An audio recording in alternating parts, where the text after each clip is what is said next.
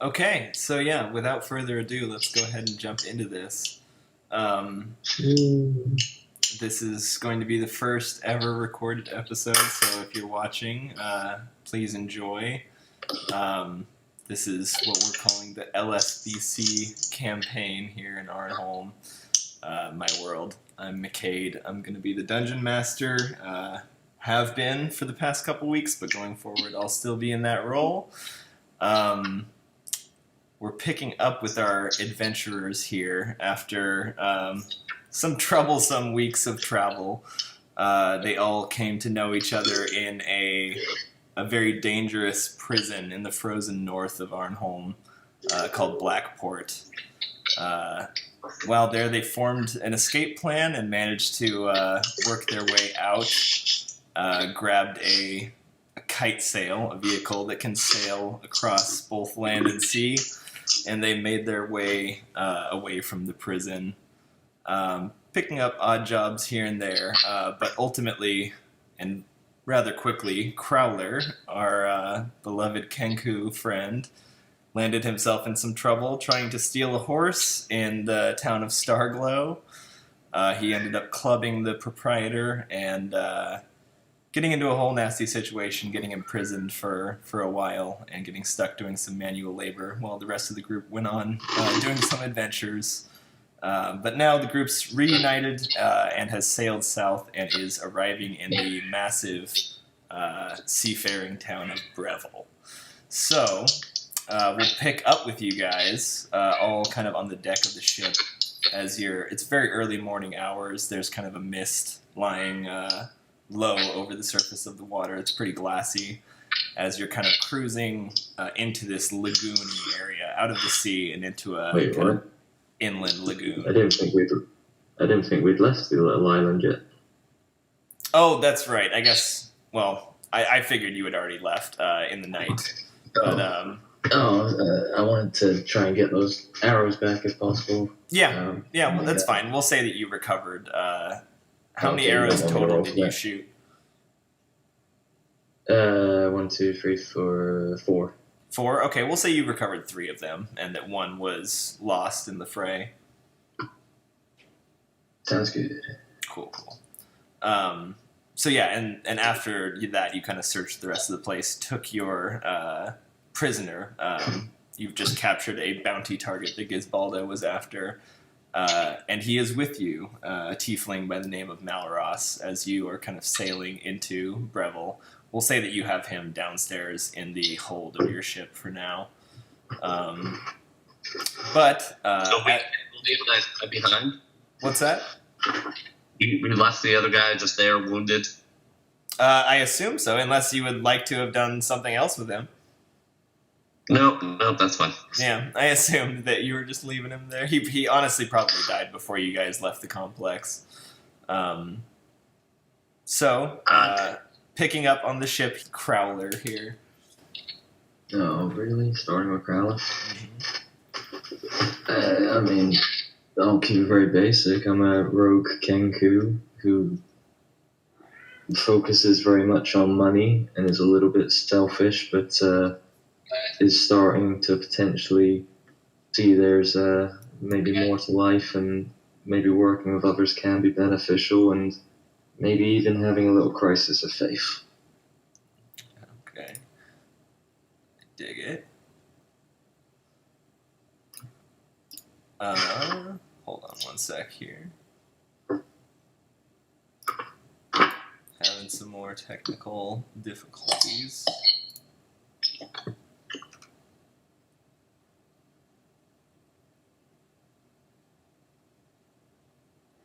Oh, okay.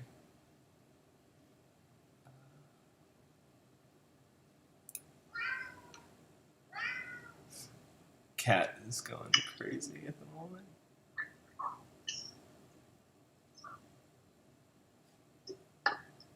Okay. Sorry, let's see.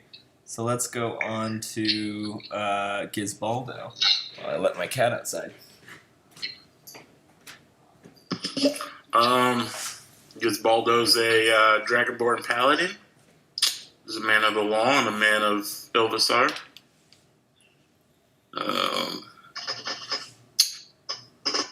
tries to keep them both separate, but also tries to, what do you call it? Walk in the light of each. Mm-hmm. And he has to, unfortunately, surround himself sometimes with people who aren't so, we'll say, good. As in Crowler. He just hopes to serve Ilvisar and also serve the law without having to hurt anybody. Very nice. Very nice. Okay, Tenpenny, I see you've put on the shades for this. Go ahead. Oh, dear God.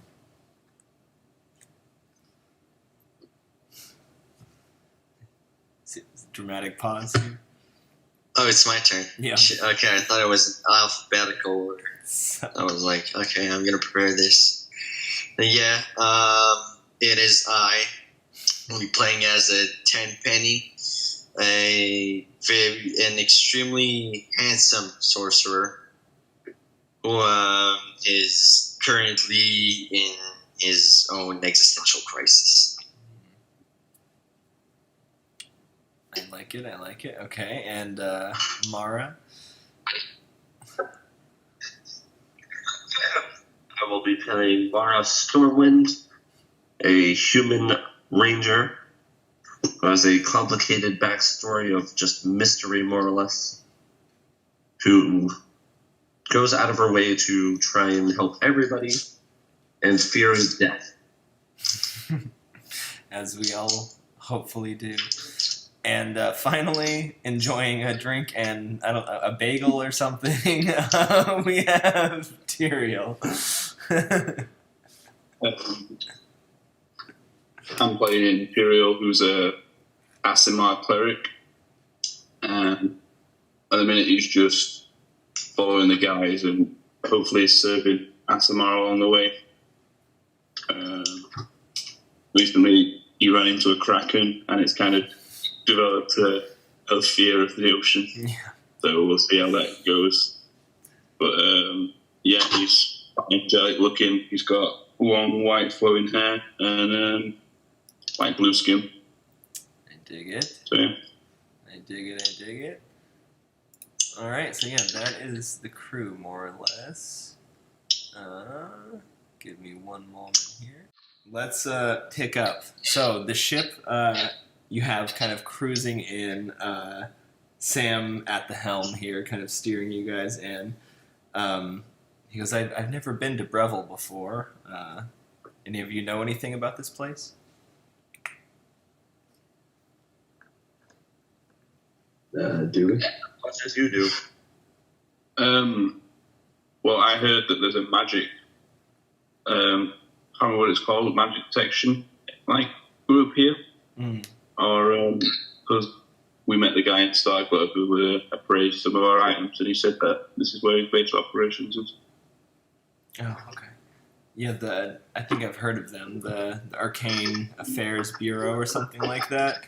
All I know about the place is it's a shipbuilding city, but they definitely know how to have fun. So I'm gonna be visiting the red light district. I don't know about you guys. They know how to have fun. They do, yeah.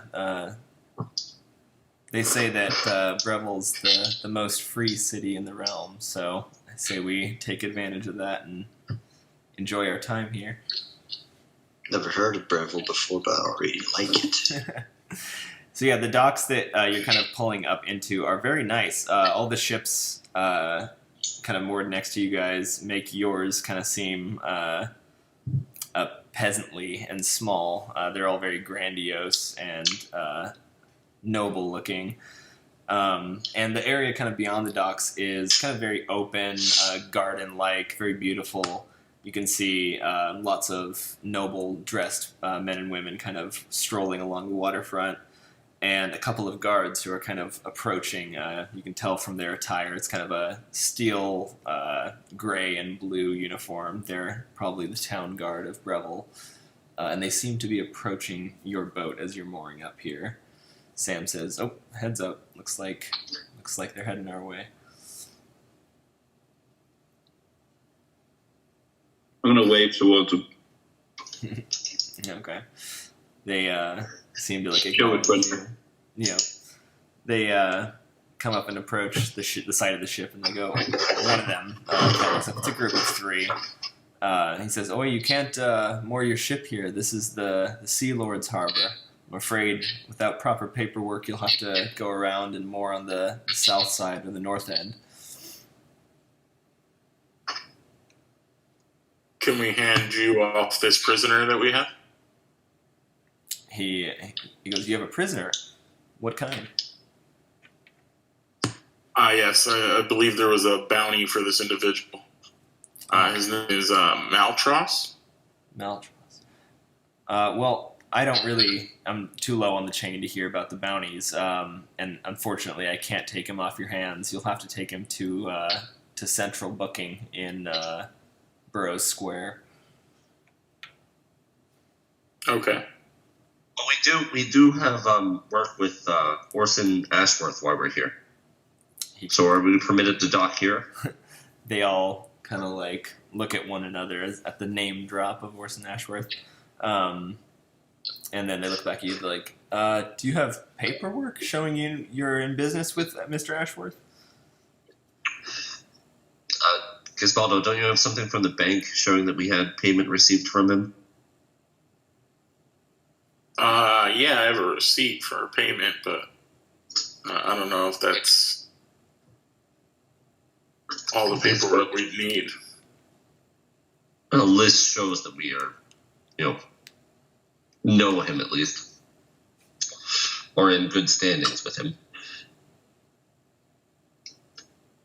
Mm-hmm. All right, so I'll hand Mara the paperwork or the receipt. Okay. I think. I'll hand this to the guards and ask him if this is enough paperwork. Okay, so you hand over the receipt. He kind of looks it over. He goes, okay, so you know the man. I'll tell you what, we normally don't let small private vessels park here, so I'm afraid you can't park in this sloop, but if you take it right down to the end of this marina, there's a boathouse that will open up for you. You can leave it in there. Much obliged. You're welcome. Send Mr. Ashworth our regards, and we'll be waiting for you down at the end. And they kind of turn to take off down in that direction. So Sam will kind of wheel you guys back around, kind of down to the end of this little marina, past just a row of increasingly opulent ships. Most of them don't even have sails. They're mostly jet or like turbine powered, it seems. Some of them like rivaling small cruise ships in their size. But kind of come around this last bend, and there's a row of almost like little boathouse sloops, and you see that the guards have opened up one of them for you and are kind of waving you in. So Sam brings you into a stop there, and the guards kind of help you guys get the ship moored up. So after they finish that, the same guard who was talking to you earlier says, while you're transporting that prisoner to the central booking, just be cautious. There's a million places for criminals to hide in the city.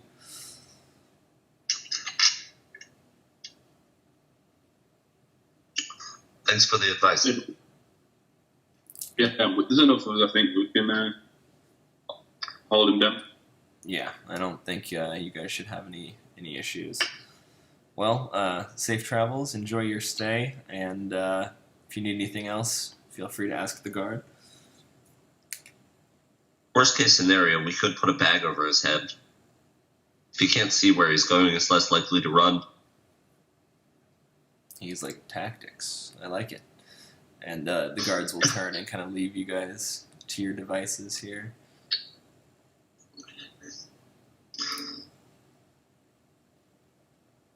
So, what are you guys doing on the boat here?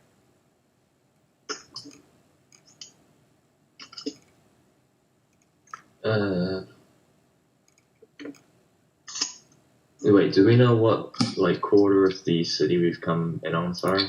Yeah, absolutely. So you guys are on the west side of town. You're in sort of the ritzy dock area of the Palace District. Oh, okay, we're okay.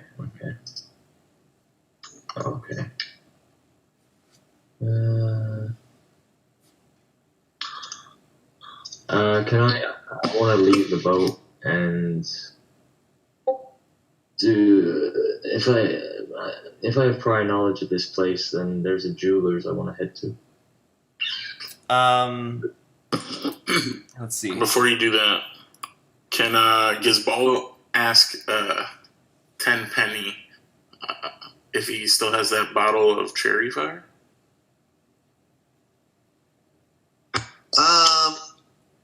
What do you ask? What do you Well, want I say we all do a shot before we get head off this boat. We're going into a big city. We might Hey, you know in case what? we lose each other, have one last shot with the What? gang. Hey, you know what? How about that? I just buy we just buy a completely separate bottle of cherry fire. How about I buy the bottle off you then? And you can buy your separate one later. No. I am going to keep that one on my person. All right. Does Sam have any other things we could take a shot with? Seeing as Sam's like, yeah, I've got an old bottle of Yennefer down in the bottom deck. It's probably going to be rough though. Hey, go, do that. all right, I'm gonna go grab the bottle of Yennefer from down on the bottom. You can see as you grab it, it's got kind of like a thin layer of like dust on the outside. Looks like it's been down in this hold for a long time. Still has an unbroken wax seal over the cap. All right, I'm gonna dust the bottle off. I'm gonna break the wax seal. I'm gonna open it up. Yeah, it's got hits you with that strong alcohol smell straight to the sinus. I'm gonna pop one of those candies that the old lady gave to us in there and give it a good mix. Yeah, you see it kind of dissolve into the liquid. Slight purplish hue to the liquid now. I'm gonna grab some shot glasses and head topside. There you go. All right, so Gizbaldo comes back up with the bottle of Yennefer. Sam's like, man, been keeping that for a rainy day. Looks like there's no better time to celebrate than today, I guess. That's what I'm saying. So I'll pour everybody a shot. Okay, and you hand them out to everyone. Sam just kind of holds his up in the middle of the group. He's like, salute.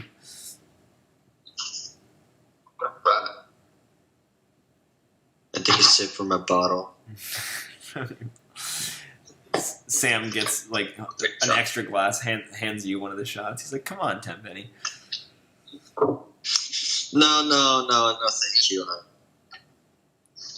I'm good with my stuff. He's like, this bottle is like 300 or 400 years old, man. You don't want to taste this?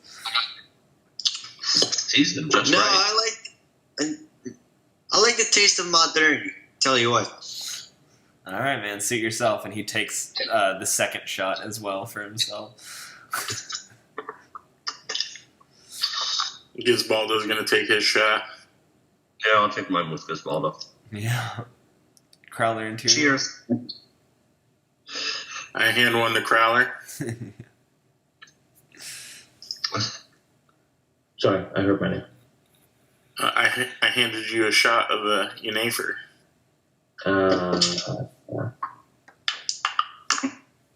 I'm gonna pass. I got business to get to. I'm eager to get off to the jewelers. Damn. Oh yes, I'm gonna come with you, Crowler. I'm gonna come with you, Crowler. I got some jewelry. Wait, why are you coming with me to the jewelers? I got some jewelry too, bro. Oh, okay. Well, I hand Crowler's shot to Tyrael. Okay. Cheers. Cheers, man. Okay.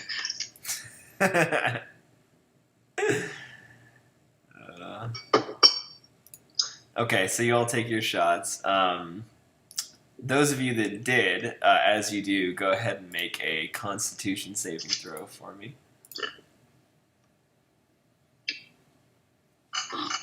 Oh, I only have a +1 to Constitution.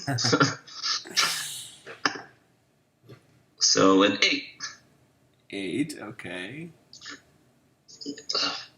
Crawler, would you guys at a 10? Crowler didn't take the drink. Oh, that's right. Crowler didn't drink. Duh, my bad. He pooned out. What dice is it? A D20, and then add your Constitution saving throw, which will be in the upper kind of left-hand corner of your character sheet. Is that a 16 or a 19? 14 14 plus 0. plus 0, okay. 19. It looks like a 19. It's a 19. All right. Yeah. So that's a 19. Okay. Cool. What I can tell, it looks like So, all of you guys managed to handle it pretty well. It burns going down. But Mara, after a few minutes go by, you start to feel very light, like your body feels lighter than it ever has before. You're kind of noticing, lifting your arms up, that they have less weight to them than what you remembered. Did that candy have any effect that you explained? Oh, yes. You'll also, everyone who took a shot will also get a D4 of temporary HP from the candy that was dissolved in there. Hey, 4. Nice. Yeah. I got a 1. Okay, so yeah, add those to your temporary HP.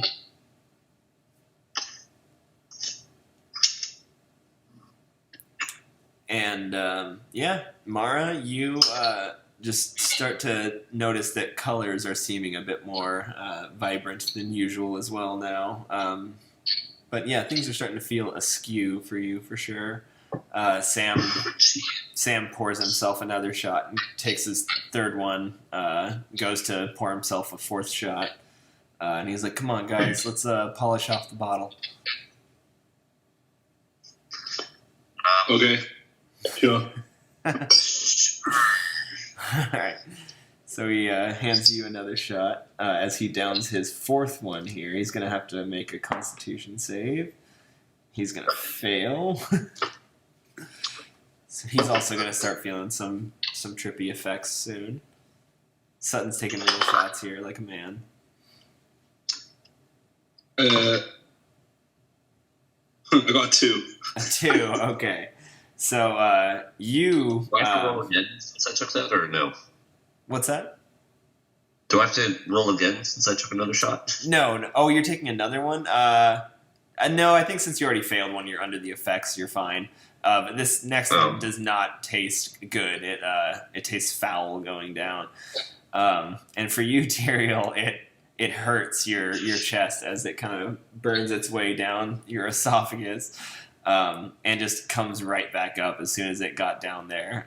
So you just kind of heave over, puking. And you're going to start to feel some psychedelic effects here, too. Sam is just kind of, glaring off into the distance. He's like, we should go get some food. I'm hungry. Yeah, that sounds lovely. So, I gotta eat a whole chicken right now. me too, man. Chicken sounds amazing. And he just kind of goes off, starts waddling off the ship and kind of meandering into town on his own. I'm gonna try and catch up with him. Yeah. Same. All right, so say that you guys all kind of run it. He's not that far ahead, so it's easy to catch up with him. And you're all kind of stumbling into town. Well, not all of you stumbling, but heading into the center of town nonetheless. Crowler, you wanted to split off from the group, right? Crowler?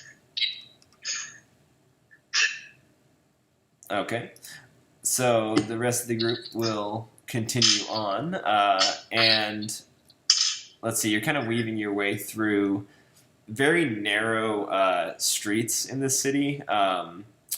You're kind of making your way along this canal that's kind of crookedly like zigzagging through the city.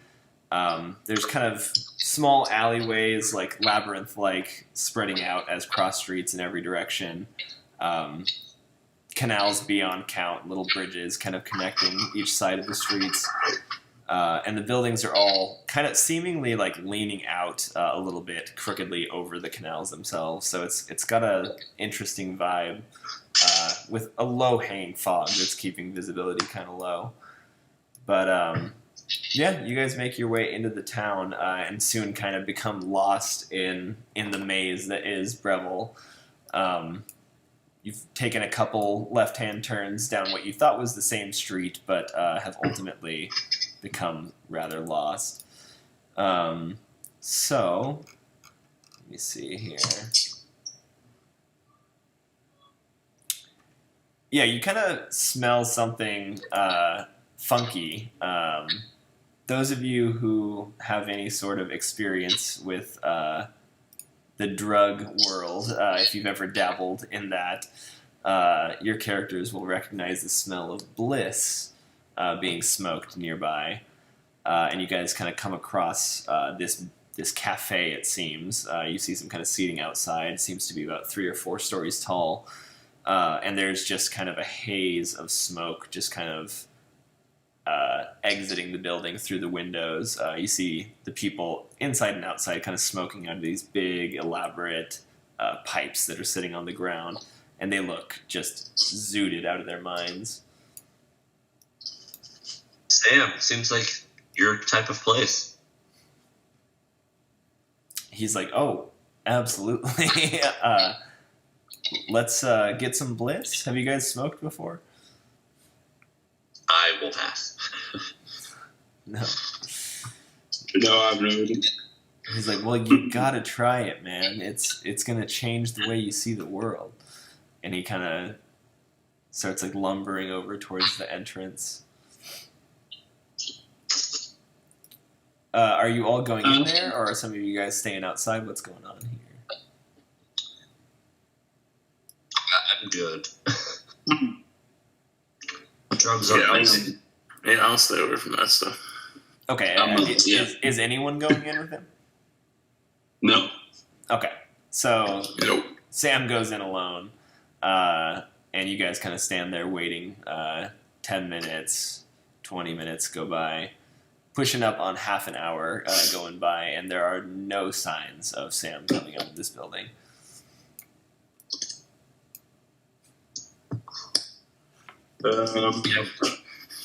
Hey guys, how about we go back and get our prisoner? Oh, He probably ain't coming out for a few days. yeah, you might want him.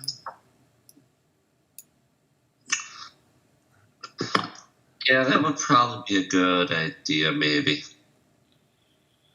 I think we can handle it. We don't need everybody.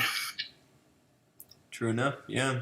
So, you kind of turn and try to, like, manage your way back out. We'll say because Crowler's with you, and he has the urchin feature, he is able to kind of navigate you guys back. Definitely not the same. Is way you Crowler came with in. us? I don't think Crowler's Yeah. Crowler is with Crowler me, and my we're age. going to go exchange the jewelry. Yeah, I had the group all together, and then I asked if Crowler wanted to split off or anything, and I don't think he's here, so I just had you guys stick with the group for now. Do you want to separate off Tenpenny with Crowler right now? Fuck it. Okay. I was gonna say fuck it. It's jewelry. It still has the same value 30 minutes later. Yeah, Okay. sorry, I was muted before.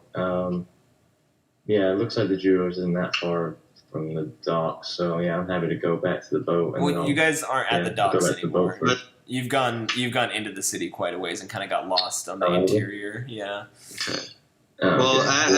as we were walking into the city, could I spot like key buildings like tavern or like whatever the name for a precinct is in that world. And like you didn't. Are you with us still? Yeah. Yes, they're with you guys right now. We're gonna say you're still outside the Bliss Cafe together. Because Gisbaldo has Watcher's Eye, which I can see all the criminal dens and like watch places or whatever. Yeah, he can like figure out where, exactly, criminal dens or like guard outposts and stuff are.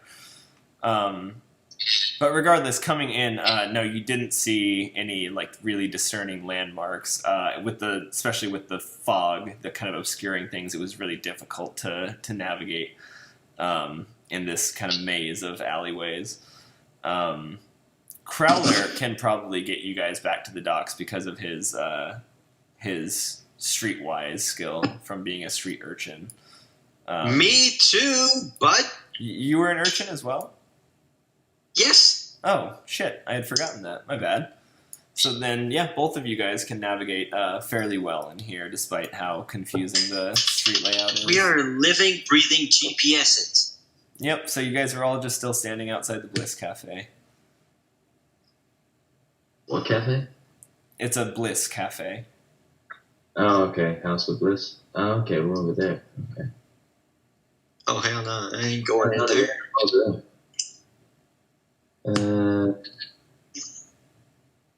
Alright, so I guess we can. It looks like one road goes straight back down to the docks. If that's where they went. Sort of, yeah. Your guy definitely wouldn't know the layout of the city unless, I don't know, has Crowler spent a lot of time in Brevvel before? This is where, because while you guys were talking, I was trying to look back to my character sheet because I couldn't remember where I was actually born or where I spent most of my time. Helpfully, I didn't put that stuff down on my character sheet, which doesn't happen. Okay. So, I mean, Considering we didn't have the map for when we were making our characters. That's true. She didn't have. Well, no, I think I could look at the map. You definitely had the map when you were making characters. Yeah, I remember looking at the map when I was making mine with Modest. But I feel like because there's 5 major cities. Yeah, there's 5 or 6 depending on what size you classify as major. I feel like Crowler would have spent time and a little bit of time at least in each of the 5 major cities because that would have been where most of the work or ability to commit crime would have been. I feel that would be very difficult though especially for a Kenku, I would think, because most people in their full lives, even adventurers, wouldn't see probably all. Well, I guess they might see all 5 of the cities in their life, but I don't think by level 1 you could have made it that far in your travels. But I think we did decide that you had spent a lot of time in Brevvel, if I'm not mistaken, because you were asking about which cities had like the most just kind of urban crime and whatnot. So I guess it would make sense that you're at least passingly familiar with the city. But you'll still have to, if you're looking for like a specific landmark or place, you'll still have to make like a check to see if you can recall it. Alrighty, cool. They want to get back to the docks, so try and navigate back to the docks and find our folk. Cool. Yeah, so you can you get them back there. Takes a little while, and definitely wasn't the same route that you guys came in on, but you do make it back to the docks. Find your kind of boathouse with the ship, and are all back there now.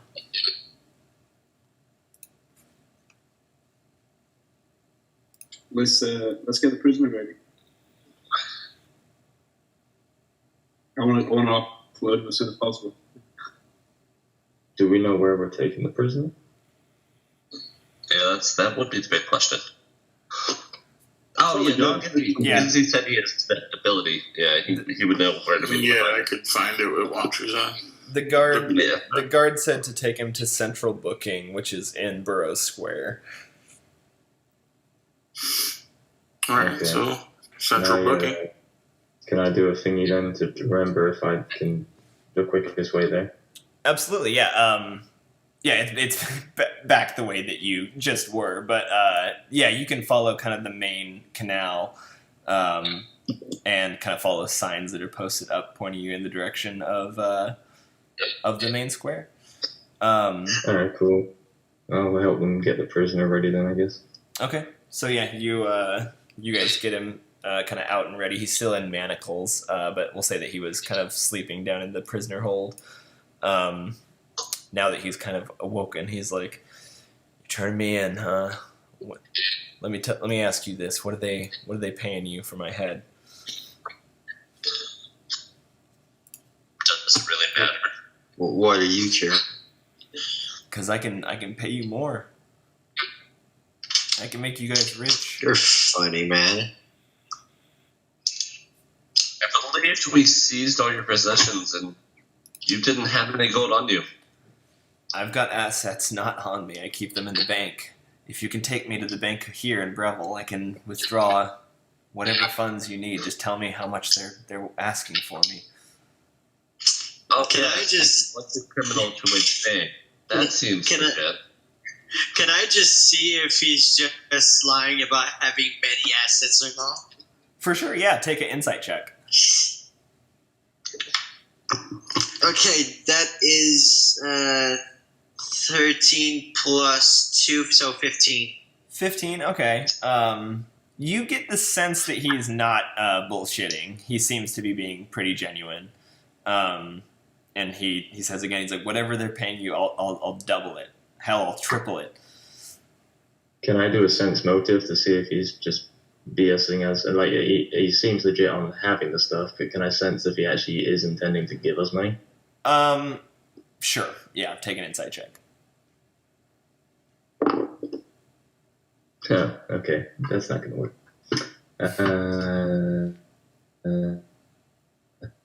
5. 5. 5. It does. It seems like he's. I mean, yeah. It seems like he's pleading for his life, essentially. So he seems genuine. I mean, maybe we should hear him out, guys. Not everything was about the money, Crowler. It's not about the money. I mean, wait. Yeah, we're not hearing him out. I mean, it is a little bit. Can I like criminal. can I pull Bordo aside for a sec, like just out of earshot of Malros? Yeah, absolutely. Okay. Yeah. Gizbaldo, we could take his money and then hand him in. Gizbaldo's going to distastefully look at Crowler and then walk back to the others. Good talk. Crowler's going to kind of slump back and rejoin, feeling kind of gutted. Okay. Okay, so you guys are still kind of all just chilling here by the dock. Whoever would like to, one of you guys, go ahead and roll a d20 for me. I'll do it. Sure. I'll take big D for this one. I think. Okay. I am not bullshitting. This is I think Gizbaldo 19. I rolled first. It's a 9. 9. Okay, sure. It doesn't really matter though. It's just a event. Oh, it's an event. Okay, matter. It's an event. It doesn't matter. It doesn't matter. Well, I'm just saying you're not making like a skill check or something like that.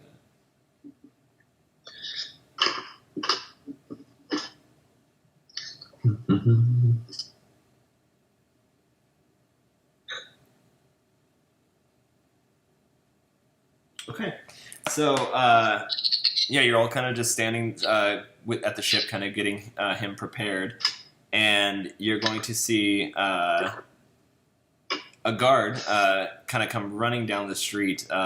In front of him, out just a few yards, is a kind of a young hooligan who seems to be running. He's clutching something in his hands that you can't see, but he's making like a mad dash from this guard. The guard's just kind of, trying to keep pace, but he seems to be a little slower than the kid, and he's yelling out, "Stop! Stop, thief! Help! Help!" I want to try and tackle him. Okay. So, I need to know, so who wants to jump into the chase here? Me.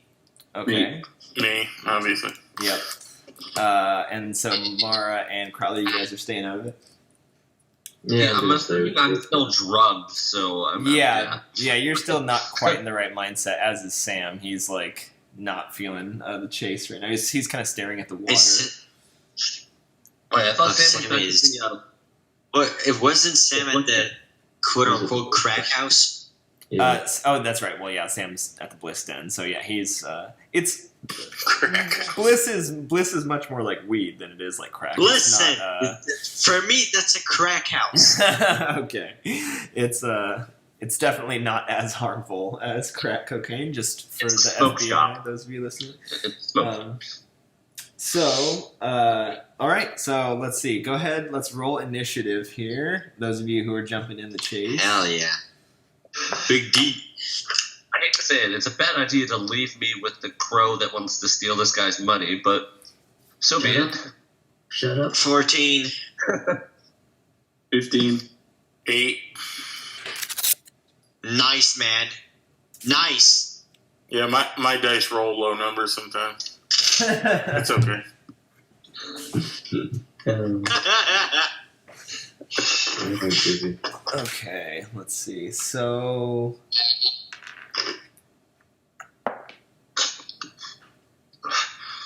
Okay. So who got the highest out of you guys? Me, 15. 15? Okay. So it's going to go Tyrael. And then who got the next highest after? 10 penny. 10 penny. I. What did you get, 10 penny? 14. 14, okay. So you and the thief have to do a d4 roll off. So little pyramid. Oh my fucking god, really? That's a 4 from the thief. That's a what from the thief? A 4. These guys. Oh, great. Yeah, That gives me so much, like, You got to match the 4 and then roll off again. I am not okay, no. I am plugging in. I'm plugging in my remote camera. I got a 4. And I'm going to prove it. Okay. Is the... Oh, you have the desktop camera up. Okay. Yeah, well, this is my laptop camera, but just for this one, I'll It's- try and see if the webcam is working. You're good. I'll take you on your word for it. Just... We got to roll another one here. It is not enough. You got to roll another one here. God Got fucking damn it. Got a 4 again. A 4 again? A 4 again. 2. Okay. Cool. So let's see. So Tyrael, then the thief, Plus. then 10 penny, then Gizbaldo, and then the guard. Thanks, DM's dice.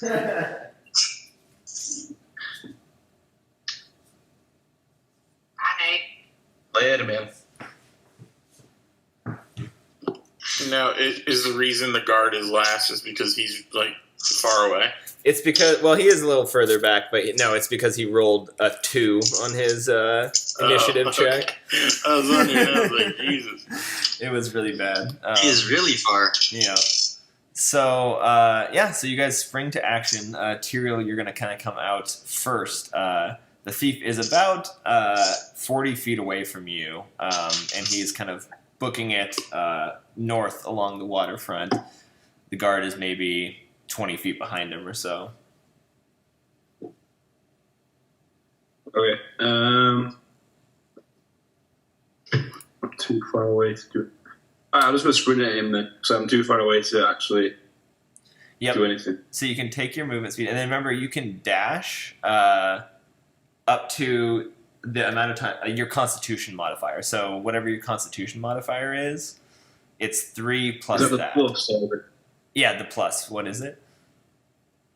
0? 0. Okay, so you get 3 uses of dash during the chase. So you can take a free dash here, essentially.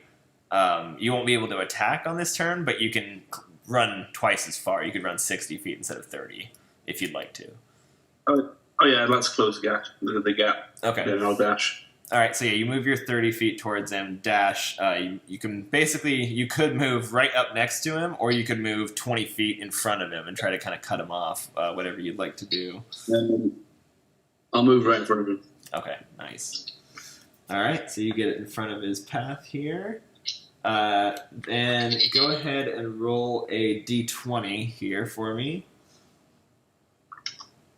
Mm-hmm.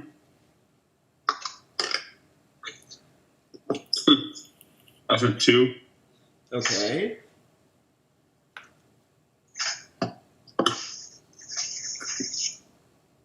I have great rolls, Lee. Yeah, you do. So as you're like getting right up to him, and you're basically about to kind of connect paths with him. There's kind of like a crowd of people, maybe 20 or so people that are kind of amassed outside of what seems to be a bakery, and this guy is just kind of shove his way into this group of people and try to kind of make his way through and obscure his way in there. So go ahead and make a. Depending on if you want to just kind of brute force shove your way through the crowd, it'll be a strength check, athletics. Or if you want to kind of nimbly like slide through the crowd, you can use an acrobatics check. I'll do strength then. Athletics. Okay, make an athletics check. You're just going to shove your way through. That's D20, right? Still. Yep, D20, and then athletics should be like its third, I think, skill on the skill tree. That's a 16 plus 3. Nice. Okay. Yeah, so you succeed. You just kind of bulldoze your way through these people. You come like steaming into the crowd right on this guy's heels, and you stay right behind him. Excuse me. Yeah, just kind of shouldering people to the side. Get out of the way! And staying right on top of this dude. Okay, and I think that's all you can do. His turn. He's going to continue running. He's going to kind of try to shove you aside and keep going. But as he leaves your 5-foot space, you're going to get an opportunity attack on him. So you can either like attack him, or you can try to grapple him and like hold on to him, or you could do nothing and let him go.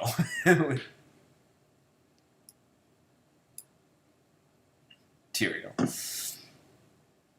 Who's that?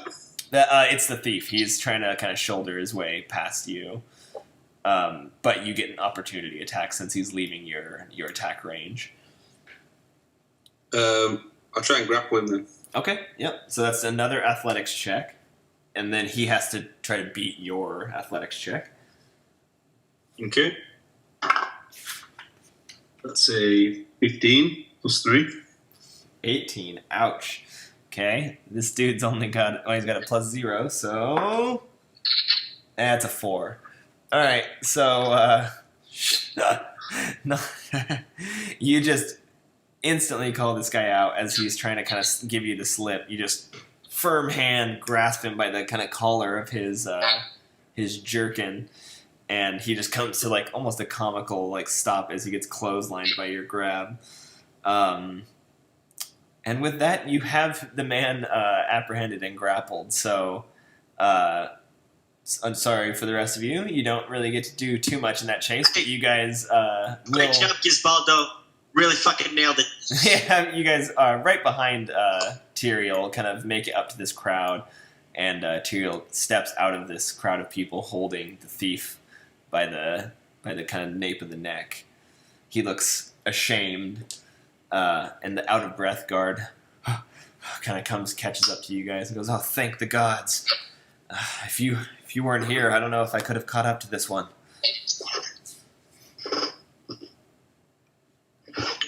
You can turn him over to me now. I'll see to it he's taken back, and he puts him in manacles. Yeah, it's true. Hey, is there any way we could come? Are you going back to central booking? Damn straight I am. Yeah, this scumbag is going straight to the cells. And the kid kind of pipes up. He's like, "Come on, man, it was just like 50 copper worth of goods." And the guard's like, 50 copper is a lot to some people, son. You'll learn that the hard way. come on. And he starts taking him down the street. He's like, yeah, follow me if you want to come to the central booking. Sounds good.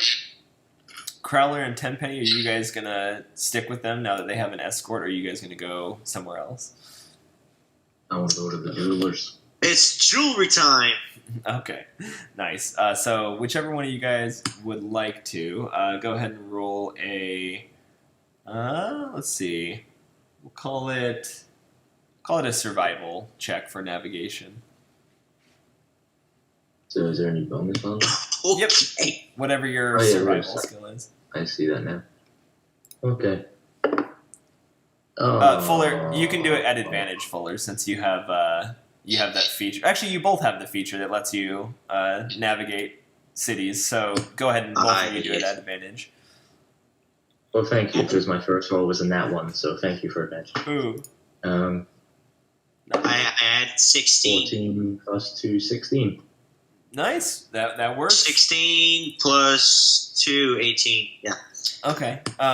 So, Crowler, will say that you've spent some time here, and you remember that there is a very high-end jeweler called Volendal Jewelers in the Alto district, and you're fairly certain you remember not the exact location, but within like a few block radius, so you can definitely find it. And you as well, Tenpenny. You kind of tell by the area that you guys are walking through that if there was going to be a jewelry store, it would probably be in that kind of higher end district. So that's where you guys. I never visited Brevvel. I was always in the Great White North. Exactly. Cool. So you guys will head off that way while the rest of the group goes to central booking. Sounds good. So let's follow the bulk of the group here first. This guard kind of leading this prisoner, and now you guys with your prisoner, kind of takes you down through some alleyways and then kind of spills out along the biggest canal that you've seen. It's fairly wide, probably 3 or 4 large ship width, and you see kind of like small, slender boats kind of making their way to and from up and down the canals. There's guys kind of standing up on the back, pushing them along with long pikes. And the streets here get a little bigger as they empty out into the giant Borough Square, this kind of sprawling open marketplace out in front of you guys. There's a kind of a giant statue that's looming over the center of this square here. Looks to be a humanoid figure, kind of down on one knee, and he's holding kind of up over his head this kind of orb. This thing is probably 300 or 400 feet tall, massive structure, kind of jetting out from and overlooking the square here. There seems to be some kind of... There's like buildings that have been erected up on the statue. So like on its legs, you see what seems to be like a fancy restaurant and some apartment buildings kind of higher up on the statue. And then down below in the square, there's all sorts of business coming and going. There's these massive like 3-story wagons that are being pulled by teams of 6 horses, just kind of teaming through the area, dropping people off at the square. Seems to be their form of public transit here. But the guard kind of points across the square to this large, ornate, kind of Gothic-looking building and goes, that's the police... that's the Bureau of Arcane Affairs, and Central Booking is on its lower floors. So follow me in there, and we'll get your payment secured for that bounty. Well, I'd appreciate it. Thank you. So, yeah, he'll guide you guys into this large kind of ornate building. You see the sign out front reads Bureau of Arcane Affairs. And inside it's even more opulent than the outside. The ground is made of kind of lavish marble. There's like ornate pylons and like Corinthian supports and everything. It's a ornate and opulent structure. But inside, there's all sorts of people kind of dressed in that same outfit that you recognize from the other arcane detective that you guys had met. And they're coming and going about their business inside. The guard leads you to sort of a back area where there's some other town's guard standing outside of kind of a row of ironclad gates. You take it to be kind of the cells, the common jail of Brevvel. He turns his prisoner over to some of the other guards. This is that ruffian we've been trying to catch for a few weeks now. Give him a nice comfy cell in the back. And the other guards just kind of laughing, take him away. That guard then kind of introduced you guys. Met these travelers out there on the streets. Apparently they have a bounty they need to turn in. So I'll turn them over to you. And he's going to kind of leaving you guys with this old, grizzled, seemingly captain of the guard. He's got a scar going down one half of his face, and his eye is seemingly blinded. He's like, "So you've come to turn in a bounty, have you?" Yes, sir. All right, and what's his name? Maltros? I forgot his first name. It's Malross, yep. Malross, that's what it is, Malross. He kind of takes a look at Malross up and down. He goes, yeah, I think I'm familiar with this scum. Let me take a look at my paperwork. He goes and gets kind of a big ledger, starts flipping through it, and you can see that he has just pages and pages and pages of bounty targets in here. Some of them have been marked as already captured, some marked as killed, but most of them are still open and available. Finally, he comes to a page showing the same bounty poster that you have of Malross. Kind of holds it up, looks at him. Yeah, that's him, all right. Well, that's a job well done. This guy's pretty dangerous. Where'd you find him?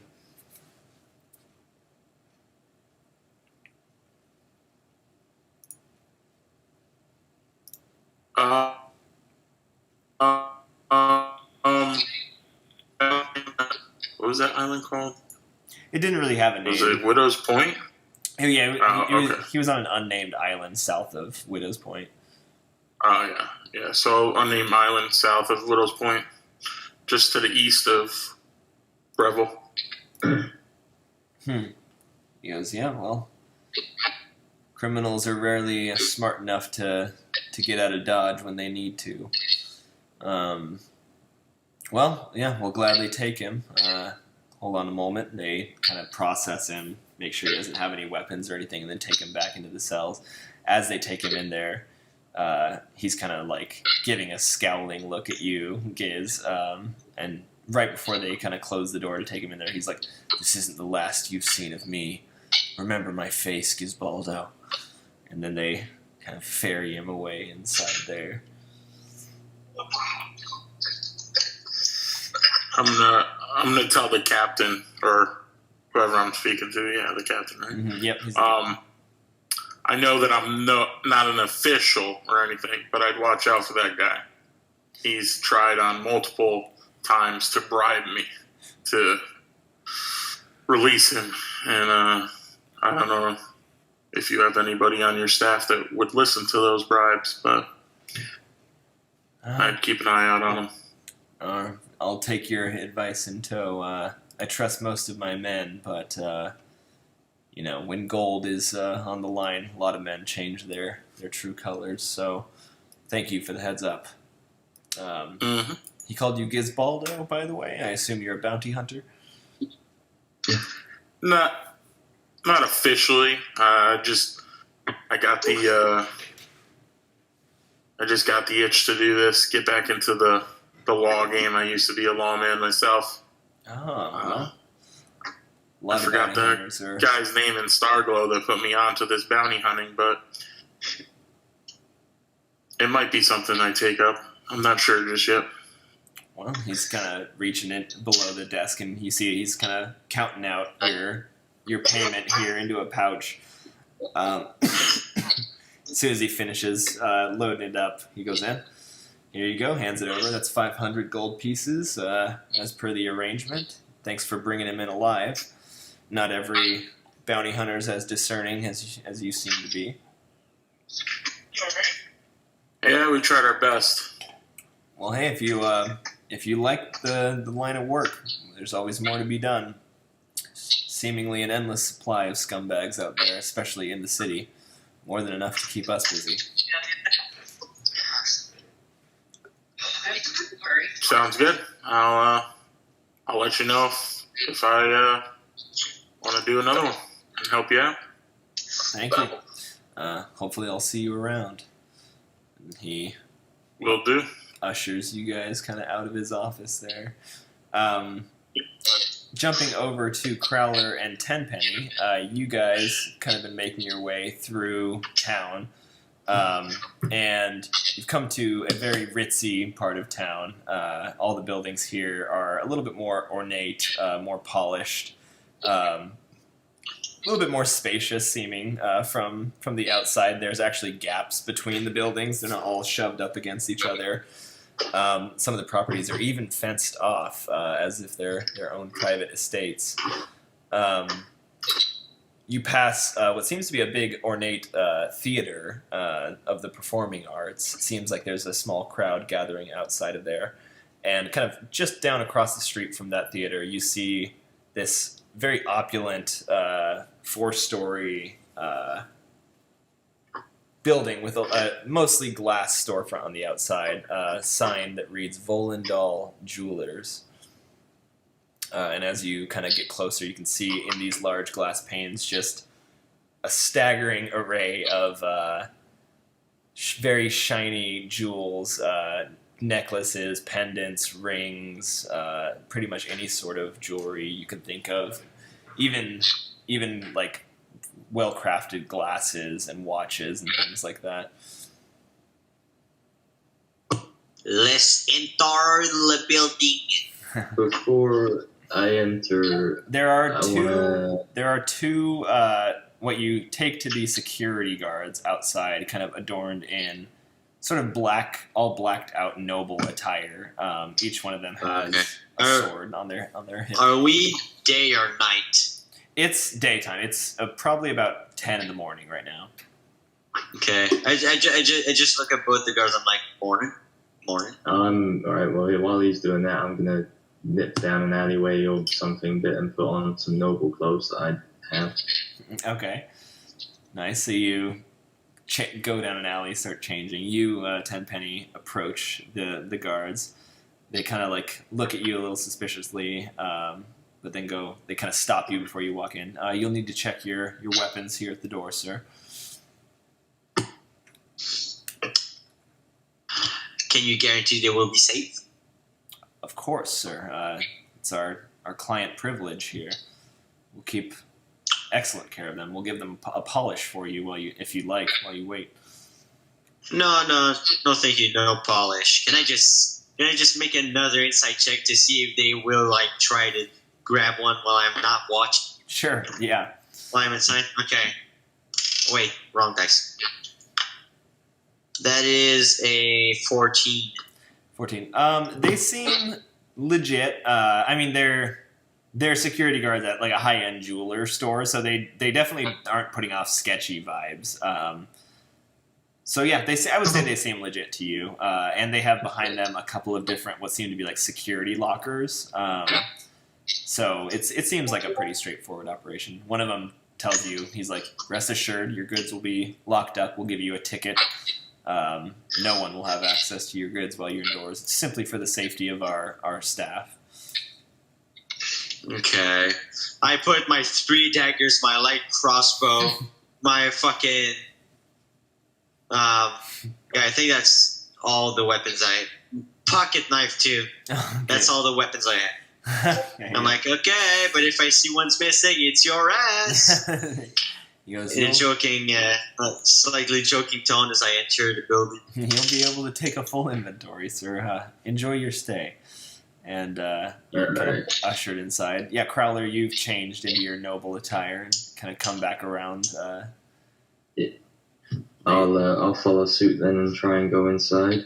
Yep. approach these lovely guards. Yep, they kind of stop you, give you the same spiel. Have to check your goods in, sir. And they're giving you like a bit of an extra odd eye. They're kind of looking at each other, looking back at you. They don't seem to know what to make of you. Okay, am I able to keep the concealable knife on me? Yeah. Yep. Alright, I'll give them everything over apart from the concealable knife. It's just like a frisk in Hitman. Oh yeah, I'm familiar with those. So cool, yeah. So you turn over everything that's non-concealable, everything but the knife, and they put it in a locker right next to 10 pennies. They kind of lock it up and hand you a ticket. And yeah, you guys are both kind of ushered in one after the other.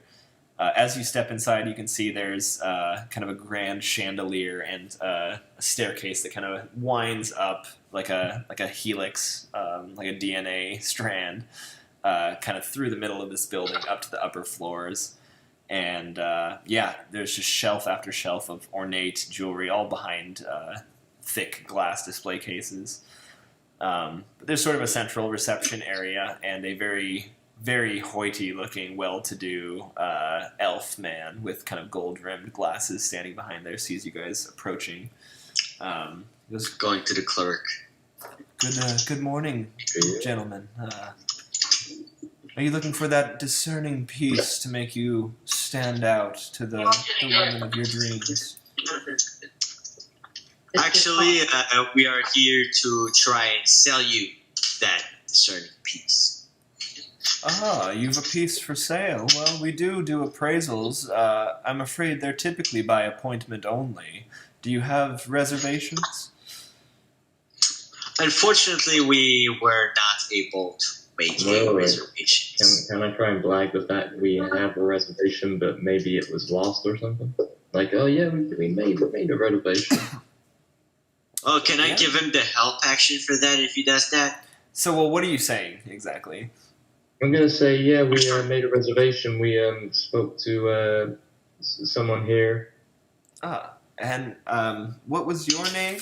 And she gets out kind of a ledger of paper, or he does. It was Master Crowler. I cast a minor illusion on paper. Okay, hold on. What did you say, Crowler? Master Crowler. Master Crowler. Okay, and then what are you making the paper do here?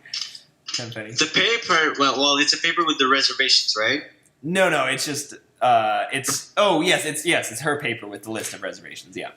Okay. Well, I'm casting minor illusion to have like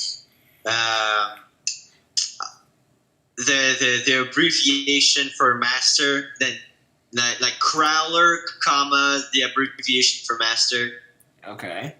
Nice. Okay. So yeah, you quickly and deftly kind of form your fingers, cast this spell subtly, and as she kind of, or he, I keep calling her she, looks over the paperwork, kind of thumbing through them. You're not sure if it worked, but eventually, kind of after a moment, she goes, "Oh yes, Master Crowler. Yes, we do have you down here. For some reason, you were put at the back of our book, but you should have been up front for today. That's our mistake.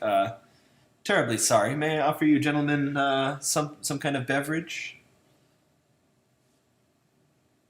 Do you guys have coffee?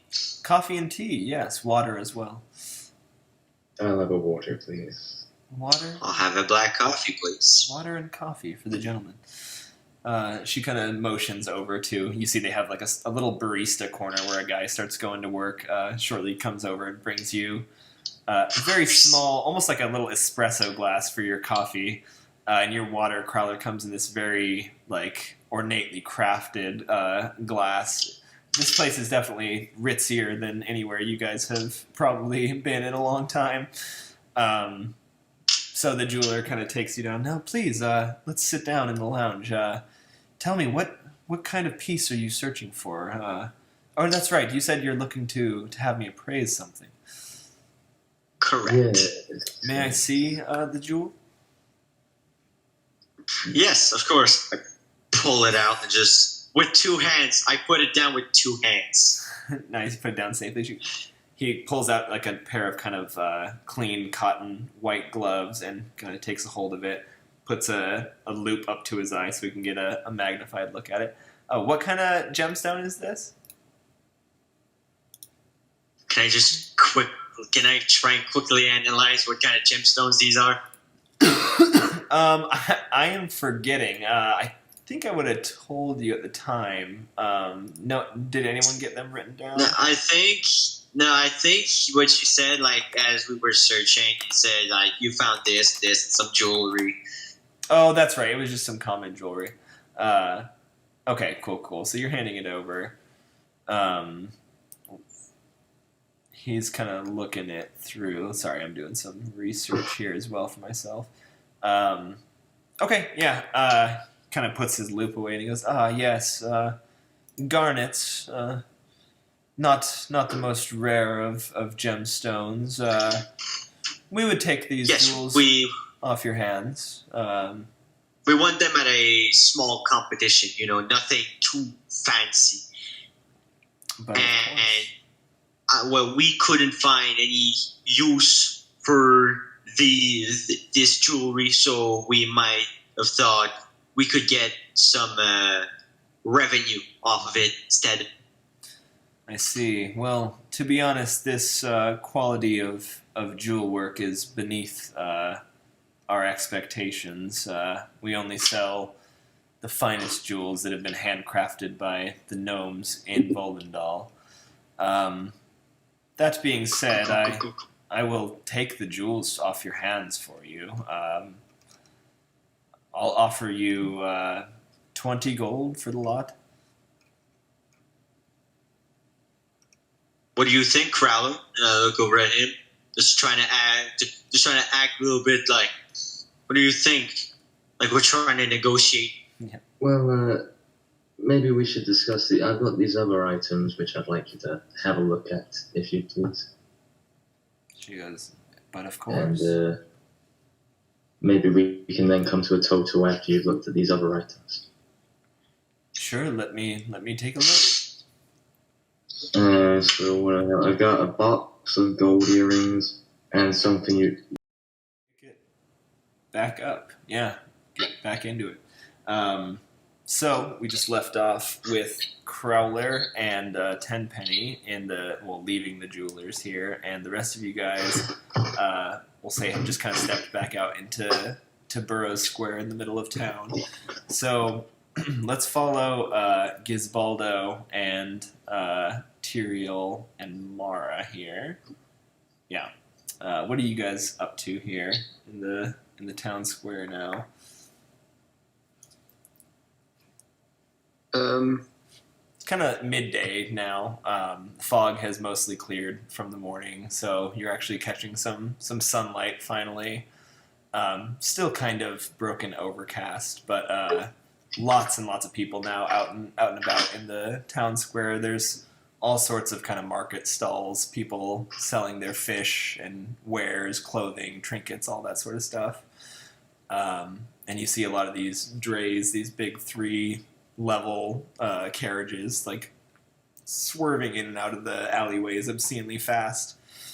But you're kind of all caught up in the middle of this big city. You said there were stalls selling fish? Yeah, you see a guy like not all too far away from you with a pretty big crowd outside of his stall. He's calling out, "Herring! Fresh herring over here!" And he's kind of tossing fish to his... he has kind of a friend who's in the back helping him. He catches the fish and starts filleting them, cutting them, and putting them on a grill. All right, I think I'll go over there and try to buy some fresh fish to maybe make some dinner tonight for everybody. Nice. Hell yeah. So the rest of you guys going to go... Wait, are you going to get in line, Giz, or you want to kind of push? Yeah, I'll get in line. The rest of you guys going to follow suit, or are you going to do something else here? I'd like to go back to where the central booking was, because I want to go to the arcane detective or bureau. Yep, they're in the same building, and it's still in that town square. You can see it just over, kind of behind you. It's tall. Bureau of Arcane Affairs building.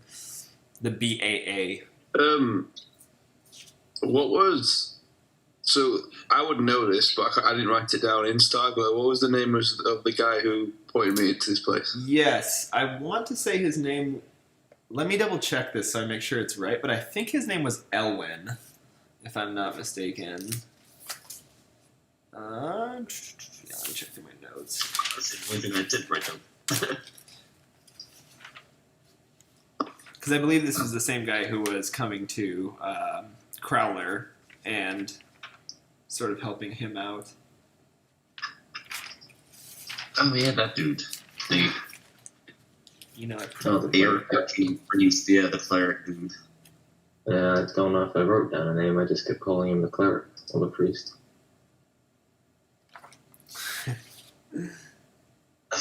Shit, and your character didn't write it down anywhere, did it? Did he?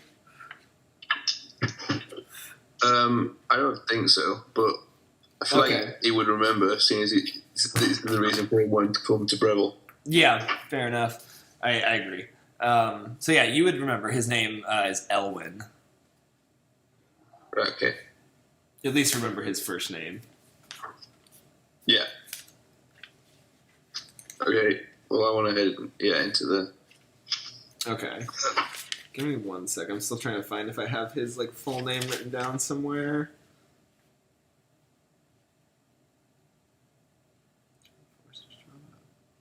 Oh yeah, Elwyn Hyety is his name.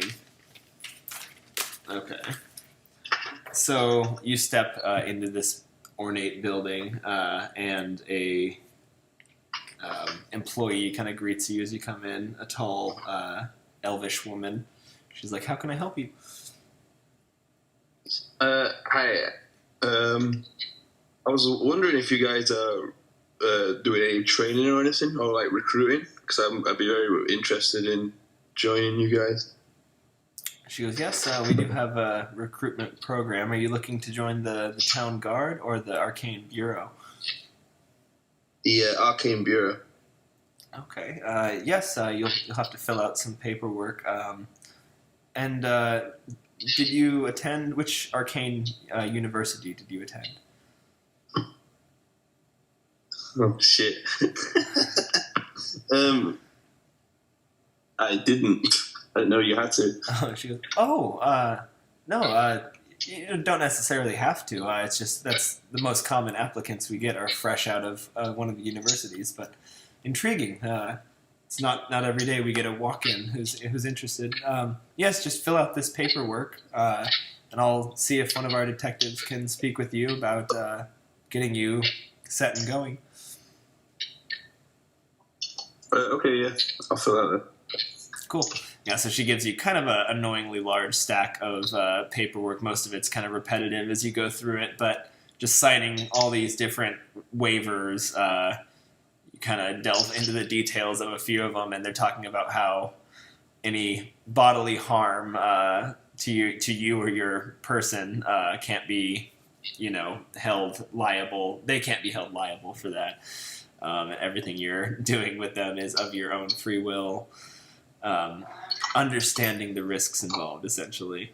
So, yep, you finally get through all this paperwork, and out coming to meet you will step a familiar face. It's going to be Elwyn. He is kind of strolling by with a compatriot of his, and he notices you kind of sitting there filling out paperwork. He goes, "My goodness, Tyrael, is that you?" Yeah. Hey, Elwyn. Wow. I took your advice. I thought I couldn't see your place of work. Apparently so, yeah. You made haste down here. Well, welcome to Brevvel if it's your first time here. Yeah, it definitely is. You signing up to become an apprentice? Yeah, hopefully so. That's awesome, man. I'm glad to hear it. It's good, steady work. You got to put your brain to good use and sometimes get your hands a little dirty, but pays well, and it's you earn a lot of respect.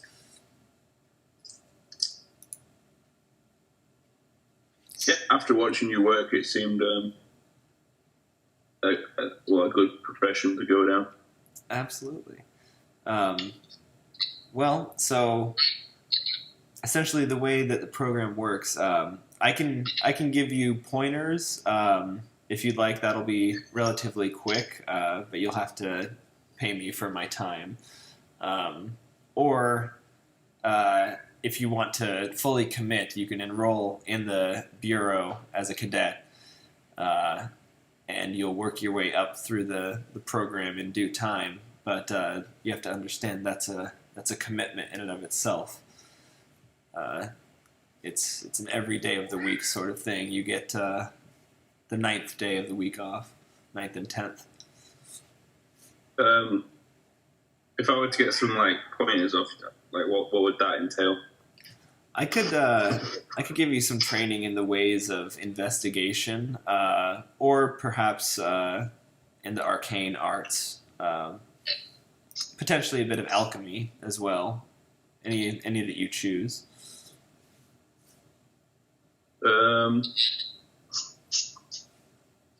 What would your costs be, do you think? To train you in one of these skills, since you're a friend and you've come so far, I'd do it for 250 gold. Shit. Yeah, the mechanic of it will give you it would basically give either your investigation, your arcana, or your alchemy skill a static increase if you trained with him. I don't have that much gold on me right now, but I could definitely get it by the day, if that would be okay. Absolutely. Take your time. I work here. You've seen my office now. But hey, if I see you out and about town before then, I'll buy the first round. Yeah, definitely. You're still tripping a little bit too, I think, at this point. So you're maybe coming down, but seeing some weird kind of distortions in his face still.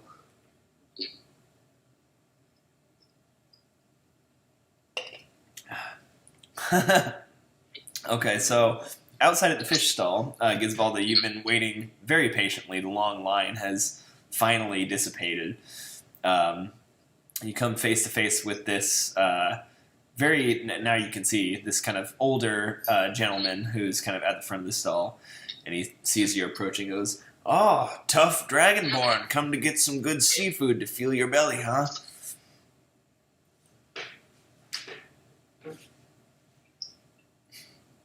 We've got fresh mackerel, we've got halibut, herring, oysters, clams, cockles, mussels, crabs, lobsters, you name it, we got it. Fresh from the sea.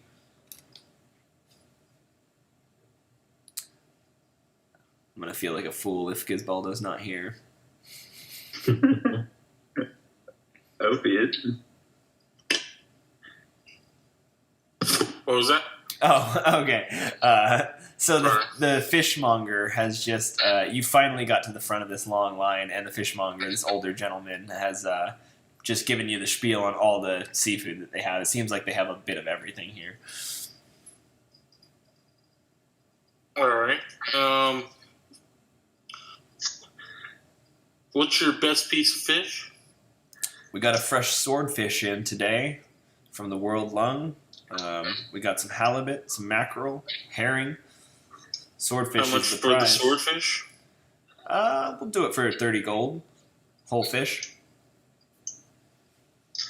And will that feed 6 people? Oh yeah, my friend. It'll feed a castle for a fortnight. I figured as much. All right. Yeah, I'll take it. All right, yeah. And he's like, you might need a cart to carry this. We've got a couple spares. And he kind of snaps at his friend he's like, he's taking the sortie. And his friend's like kind of gets wide-eyed, goes back to sort of a back area behind the stall.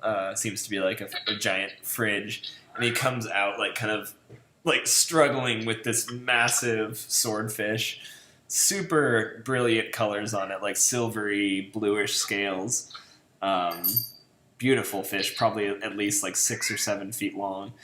And he's going to set it down on this cart that's also full of ice. Wheels it around to you. He's like, "This is one big catch. Enjoy." Thank you. The fishmonger is Appreciate like, "You want some crabs, some lobster, oysters, clams to go with that?" No, this should be plenty of food for the crew. He goes, "Very well. Well, if you need seafood, we have the freshest in town. Don't forget us."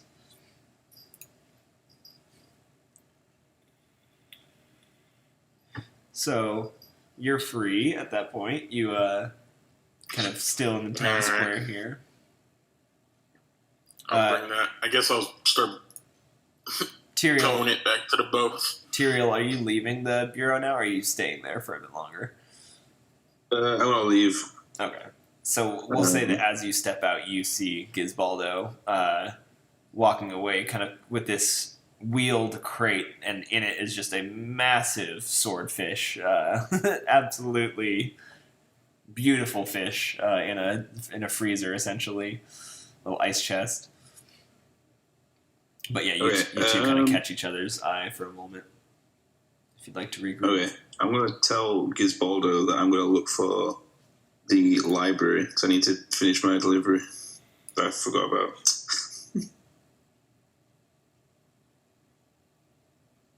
Okay. Gizbaldo, you here? Yeah, I'm here.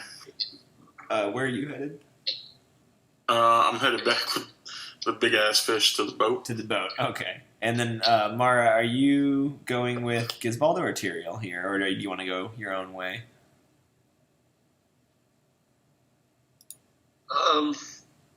Is there like a herbalist shop nearby? Yeah, as a matter of fact, just across the town square here, you can see there's a herbalist stall. There's an old, kind of shriveled, gnomish woman with just kind of racks and racks of all different kinds of herbs. Her stall's kind of dead. She doesn't really seem to have many customers, so she's kind of sitting there thumbing through a newspaper. Need to go over there to resupply myself. Okay. So you stroll across there, come up to this lady. She almost doesn't register you stepping up. She's kind of lost in the paper, but last second she kind of sees you. "Oh, hello, dear. Come to gather some herbs?" Yes. "Oh, well, you've come to the right place. This is Flora's House of Many Flora. What would you like?"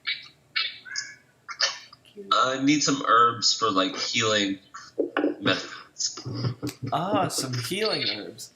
All right. You'll probably want some myth sage then. That's kind of a good general tonic. She kind of goes and gets you a couple bundles of that. She goes, "Do you have a mortar and pestle?" Yeah, I have an herbalism kit. Oh, excellent. Then all you'll want to do is mash these herbs up into a fine powder. You can give that powder to someone directly, or you can mix it with water to make it go down a little smoother.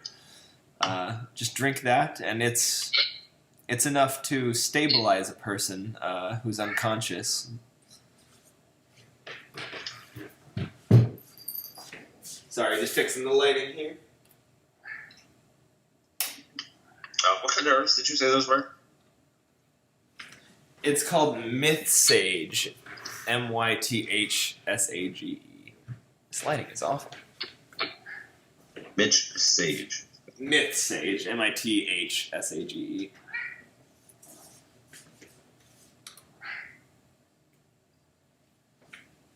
Let's see, is that any better? Is that too dark? Oh, the screen's hella dark. And my face is still washed out. Oh well, we'll live with it. I just look pale as hell. I guess I am pale as hell. Now the screen is like super dark. Let me fix this here real quick. So, okay. Yeah, give me 1 second to fix this brightness.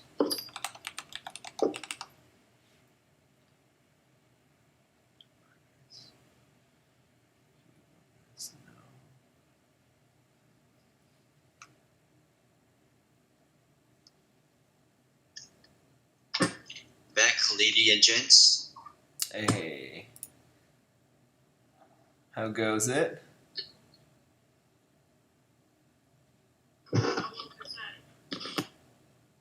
So good he can't even talk. So good he can't talk. There we go. Fix the brightness. Yeah, I gotta try to fix this lighting. It's awful.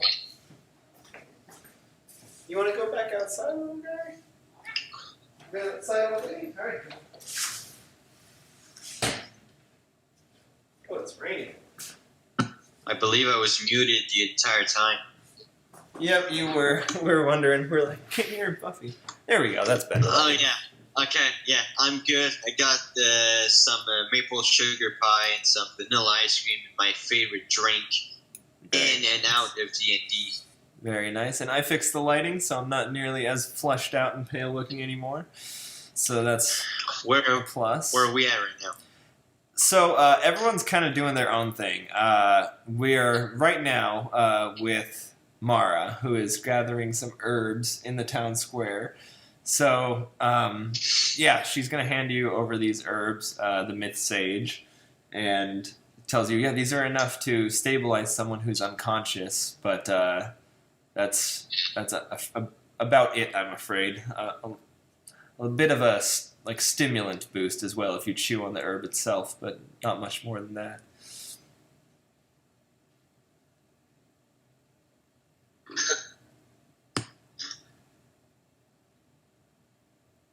Is there anything else I can help you with, dear?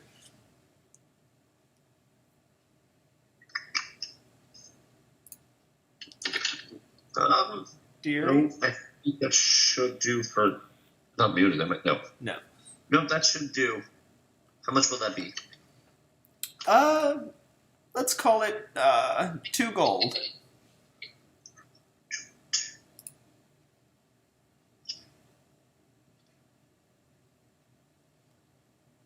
You know where I could find like one of the most elegant clothing stores in the city? Ah, looking for a fine dress, are we? Yeah, something like that. Yes, well, all the fancy designer stores are in the Alto district and the Garden district. But if you want something slightly cheaper, you can look around in the Valoria.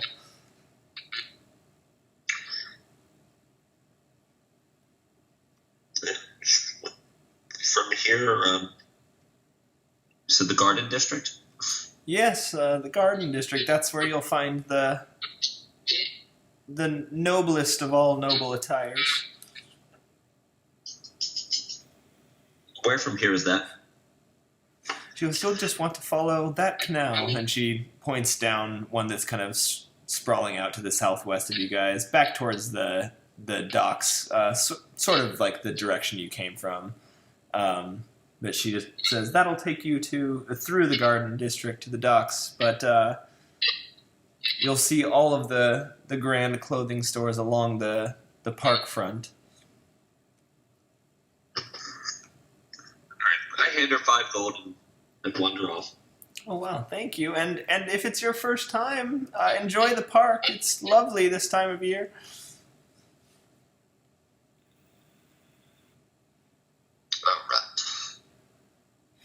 All right, so you're gonna head off in that direction. Gizbaldo, you're headed back to the boat. Tyrael, you're where are you headed now? I'm trying to find the library so I can deliver these books. That's right. From Okay. Widow's Point. You're gonna look around for the library.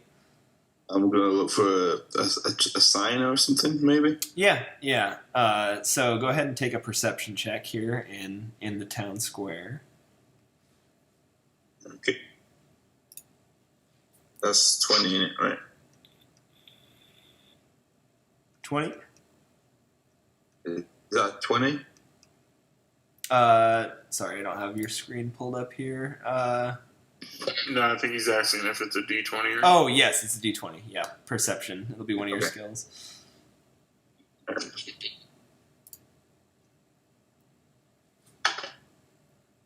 Oh, I got a 10. And then any modifier? In perception, it'll be in your big skill list. +3. Okay, so 13. Yeah, so it's kind of hard to get your bearings because of all the hustle and bustle here. But you do see a sign. They have kind of like directional signs on the corner buildings that lead like down streets. They have like the street name and some of the key businesses, it seems. And you see one of them pointing kind of to the north from you. Says it's headed to the Lynch Quarter, and it includes the business names of the Lynch Square, the Grand Library, and a few other attractions. But you see the Grand Library on that list up in the Lynch Quarter. So you just have to follow the canal north. Head that way. Cool. So you take off heading north. All right. Let's see. Crowler and Tenpenny, what are you guys doing now that you're outside of the jewelers?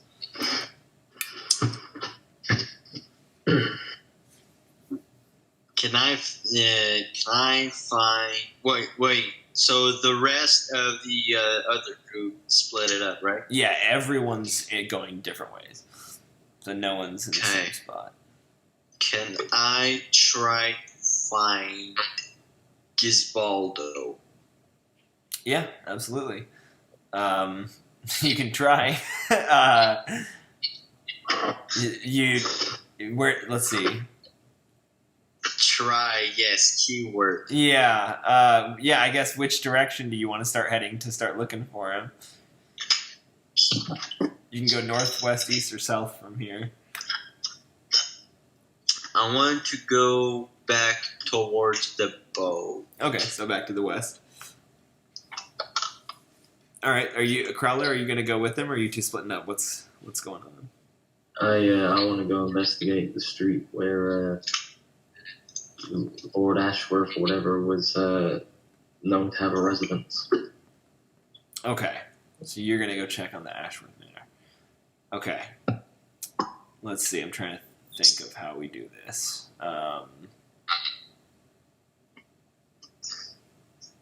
Okay, you might have to remind me where you guys are, where you're going to when I jump to you. But let's just start with Crowler. So Crowler, you split up with Tenpenny and start heading up in the general direction you think that his house may be. Go ahead and make a survival check at advantage for navigating. Okay. Nat 20. Nice. I won't roll advantage. There's Nice. no point. Yep. So, so it takes you a little bit. You kind of make your way through some alleyways. You kind of keep your bearings north. And eventually you kind of spill out onto this, like, kind of seems like a main street that's running kind of like northwest through the town. Seems very opulent. Kind of going up to the west, you can see it leads to a big walled-off grand palace at the end of that street. And to the right seems to go far down and kind of empty out into the big town square in the middle of Brevvel. But along this grand canal, there are kind of ornate bridges that are like spanning the canal with businesses along them. All of the buildings along the canal are very opulent and ornate. You see a like 10-story grand bank across the canal from you, Bank of Brevvel in kind of big print on it. And you kind of start making your way up and down that street. Come to a little residential strip, and there's a few here that look like they could be very notable people, but you're not sure which one might be Ashworth's. Okay. Do any of these residences have like guards outside of them at the gates, or? Not that you can see. No, they have pretty tall, like kind of pronged fences that are maybe about 15 feet tall. And they kind of have sectioned off little yards. But yeah, no guards like outside of them. Is there anyone in general kind of on the streets? Yeah, oh yeah, it's super busy. Seems like this is one of the busiest streets in the city. There's people coming and going up and down, just pedestrians. There's these kind of serpentine-looking boats kind of snaking their way up and down the canal, and the occasional carriage that passes by. Can I see anyone that doesn't look, for lack of a better term, hoity-toity? Yeah, so most of the people piloting or driving, steering the boats through the canals seem not very well off. Most of the people on the street here are very wealthy seeming, but go ahead and take a perception check.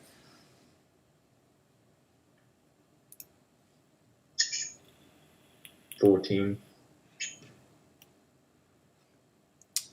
You can see what seems to be kind of down across the canal a ways. There's what seems to be like a bum who's kind of being harassed or at least spoken to sternly by some guards. But that's literally the only person who seems out of place. How many guards are harassing him? 2. I want to approach the bum. Okay, so you make your way down there, cross over the bridge, and come upon these guys.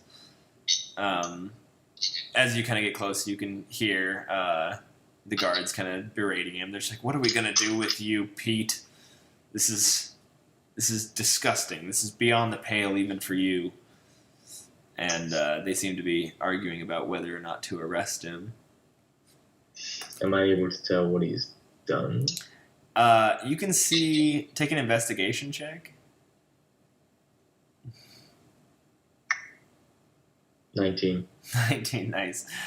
You can see that there's seemingly a stream of some kind of brownish fluid that's running. It's kind of dampened down his pants and has kind of ran down his legs and formed a pool that he's standing in. There's also a bunch of like loose kind of broken bottles around. It seems like he's been drinking and smashing things. Okay. He just kind of like yelling around, not at the guards or at you, but just kind of yelling in general. He's like, "Pickled Pete does what he wants.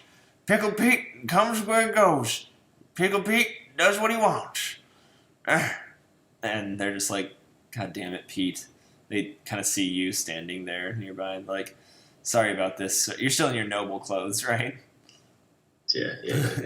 One of them just like, "I'm sorry about this, sir. We're taking care of it. You can move along."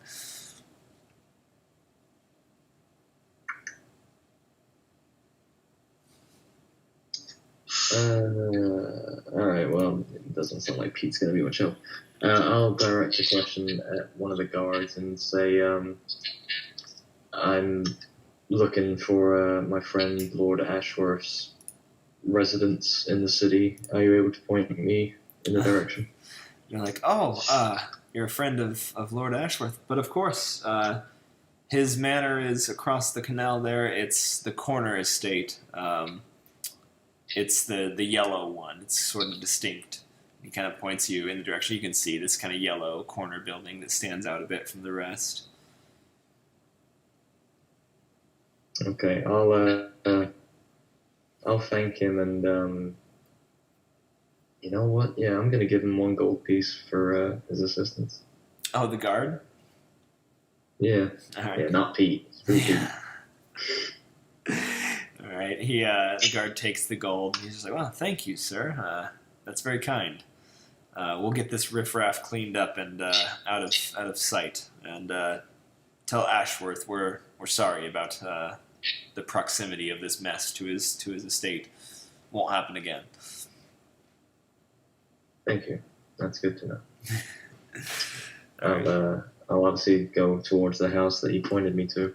Yep. So you make it back to the outside of it. There's a kind of big gate that's blocking your entrance. You could potentially climb over it, but there's sort of a doohickey that you haven't seen, like kind of mounted on the gate. Kind of a metal box with a bunch of holes seemingly punched into it. It has a red button on it. Does looking at that property, does it bring back any memories? Any memories? I think Crowler may or may not have spent some time in similar sort of estates, unbeknownst to the owners of those estates, if you know what I mean. So in that respect, yeah, seeing an estate like this kind of brings back some memories. Unless there's anything else specifically you're thinking of. It was more the actual residence itself of Ashworth. Trying to figure out if I can remember where I know him from, or if I can remember what connection I potentially have to him. Sure. Yeah. So take an Arcana check, or history, whichever one you want. They're both a 0, so it makes no difference. 17. Not bad. All right. So yeah, looking up close, you can see that this house, like I said, it stood out a bit from afar, but up close you can see that there's a bunch of like intricacies in the like detailing of the house. The door itself, the frame of the house, everything seems to be made of this kind of ornate like metalwork. It's all very like finely crafted, almost like cogs in like a watch. And you remember after seeing this, the name Ashworth kind of comes back to you. He is the grand inventor of the realm. So he serves. He's basically very high in the chain of command and serves the Duke of Arnholm. He's a inventor and kind of technology tycoon who's responsible for a lot of the innovations that have happened in Arnholm. Okay.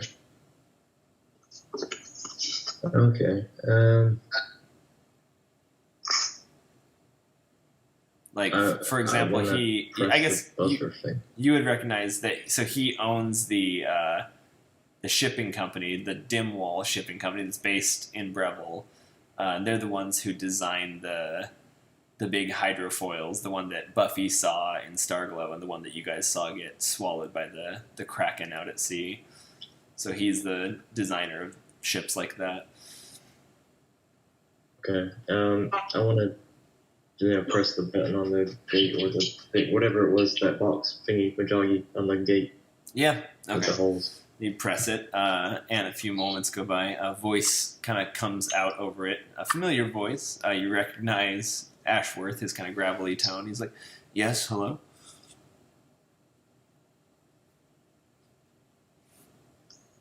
Lord Ashworth, can I come speak to you, please? Who is this? It's a friend from, we met on a boat the other day. Can you give me your name? It's Master Crowler. I also have a letter for you. Oh, from Crowler. Crowler the Kenku? Yeah. Oh. Okay, yes, I remember you. Okay, and are the rest of your compatriots with you? They're currently engaged in other business. Oh, very well. Yes, I'll buzz you in immediately. And hear the kind of a buzzing sound as the gate unlatches itself, and you are allowed to stroll in. Okay, I'll go on in. As I kind of enter, are there any servants or guards or what kind of people am I encountering? So you come through this kind of gate and you're in that sort of a courtyard, front yard area. kind of make your way through there and up to the front door of the house. And as you kind of step up to it, it creaks open. There's a man in kind of very sharp tuxedo-esque noble attire. He's a little bit older and has kind of a handlebar-esque mustache. He's just like, welcome to the Ashworth estate. May I help you unburden yourself? Hold on to your belongings. I'd prefer to keep them if that's quite all right. That's fine and well, though, of course, you will have to check your weapons in here at the door. Of course. I'll like to do the same again. Just to conceal a knife on me, but give everything else. Yep, sounds good. So you hand over not all your regular weapons. He's like, very well, thank you. Right this way. And he leads you down a long corridor past a bunch of different rooms. Most of them seem not used, and this wing kind of takes you up a sweeping staircase and into a ballroom, a big open space with a little bar and a lounge. And there, you see quite a few people. Chiefly, you see Ashworth. He's kind of sitting kind of cross-legged right up against this fireplace on this long, curved couch. With him, he has two young, elvish women sitting on either side, kind of arms around them. There's some other people, some other nobles kind of sitting around. They seem to be having some kind of business conversation. And in the corner of the room, there is this hulking monstrosity of a man in kind of full, like dark steel, almost blackish steel plate armor. He's got kind of a crimson cape that's kind of flowing behind him, and his helmet is kind of blocking his face off, so you can't quite tell if he's even human, but by his size doesn't quite look like it. So you take that stock of the room. Ashworth kind of sees you as you enter and goes, Crowler, my boy, come, take a seat. I will walk over and take a seat.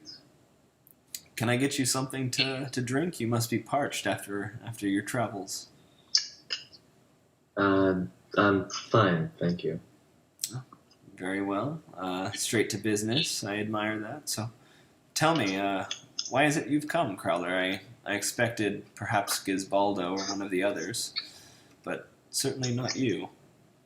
You didn't wish to turn back for us, did you? I've done a lot of soul searching since that day, and I think we got off on the wrong foot. I don't think I quite appreciated the man that I was speaking to on that day. Well, to be honest, if I was in your shoes, I probably would have done the same thing. Seeing a Kraken attack and walking away from a Kraken attack are two separate things entirely. But all that's in the past now. Should let sleeping dogs lie. What brings you here, Crowler?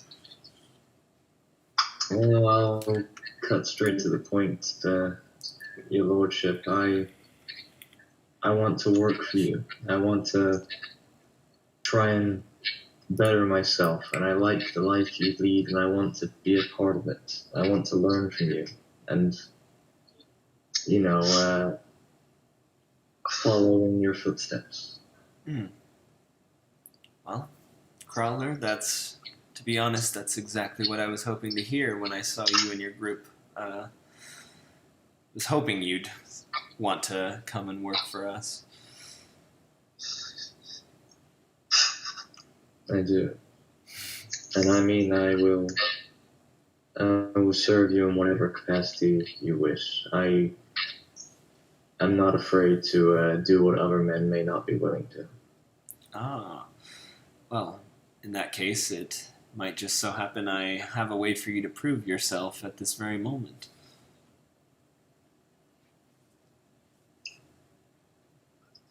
Okay, my thing froze as soon as I said that, so I have no idea what your response was. He said, if that's the case, I have a job that could be put in your hands. It'd be a good way for you to show your worth and prove yourself. What is the job? We can get into details. Are you interested in in some kind of work? Does it pay? It pays, yes. How Then does I'm interested. How does 50 platinum pieces sound to you? I would say that sounds very reasonable, my lord. Well, gentlemen, he kind of turns to his noble friends. He's like, will you give us the room for a moment? We must discuss business. And they kind of get up and just kind of bow and take their leave. So it's just you and and Ashworth, the two elvish women, and the bodyguard. And he goes, have you ever lied or lay with an elvish woman, Crowler? I can't say I have. Have you ever laid with two elvish women? And the women start to kind of giggle. I can't say it's ever been something that's crossed my mind. Well, do this job for me and prove yourself well, and let's just say there will be more benefits than just the platinum. Well, that's very generous. Very generous indeed. Well, let's get down to details. First of all, do you think any of the other members of your group would be keen on joining? Specifically, Tyrael is who we are keeping a close eye on. I think it depends on the work. I know that they may, most of the other groups have more of a moral compass than I might have, but Tyrael is someone who I think enjoys work. Well, it so happens that we could put him to good work in our organization, and there'd be more than enough payment in it for him to make it worth his while. So relay that message to him when you can, when you see him next. But as for you, Crowley, you've come at an opportune time. We just so happen to need someone with your particular set of skills, if I'm reading your meaning. I believe you are. I'll get down to it then. There's a group who's been causing us some trouble here in town. Formerly known as the Resistance. Started out as a punk group in New Haven. Said that they were rebelling against the Empire, even though the Empire has barely ever maintained a grip on any sort of power here. In reality, these terrorists, mobsters, charged local businesses and still charge local businesses for protection money in order to keep the thieves and scum away. In reality, they're extorting the good people of Brevvel, and we need them to be removed from the board, if you catch my meaning. Absolutely. Now, Absolutely. the method of this job is largely up to you. Of course, the fewer questions asked, the better. We don't want to get the Arcane Bureau sniffing around, asking questions. Trust me, that's the last thing you want. Of course. There are limits I'd be to happy. even what I can protect. I understand. Do you know where I might find some of these individuals? Yes, they have a safe house, if you will. It's just across from the New Haven Casino, down in the red light district. They're usually up all hours of the night and sleep in well into the morning. So use that information how you will. I leave the rest of the details to you, and here's a bit of payment up front. You'll receive the rest of the coin upon the completion of the task. And he hands over 10 platinum pieces to you, so 100 gold worth. Thank you, my lord. It shall be done.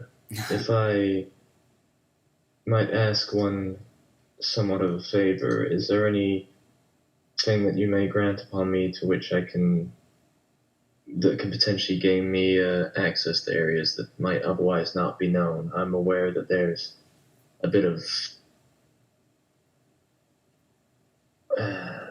pompousness in the city, and they don't always take me seriously as I am. Yes, Kenku, you'll be rather looked down upon in the nobler areas. However, in Nehaven, you'll blend in like nothing. The Kenku population down there is extremely high. However, if you'd like, you're more than welcome to take some of our disguise kits or any other supplies you may need for that matter. Feel free to stop by the armory on your way out. Gregor, fit this man with anything he might need. And the tall knight just kind of comes lumbering over every step he takes, kind of shaking the frame of the building. And he kind of nods down at you, seeming to guide you to the armory. Okay, I will follow him. Cool. So yeah, he's going to take you into sort of a back room where they have kind of racks and racks of different types of weapons. Sets of thieves' tools, like lockpicks and things. Pretty much anything that a ne'er-do-well might need, they have in here. So anything in particular you want to take? There's some disguise kits as well.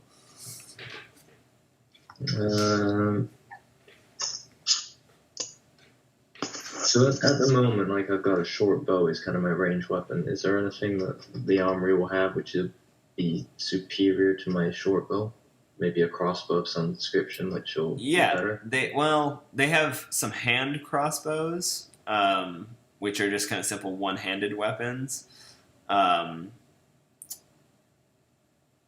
Those arguably they do the same damage as your short bow, so they're not that much like different. They're not better or worse, but different flavor if you'd rather have that.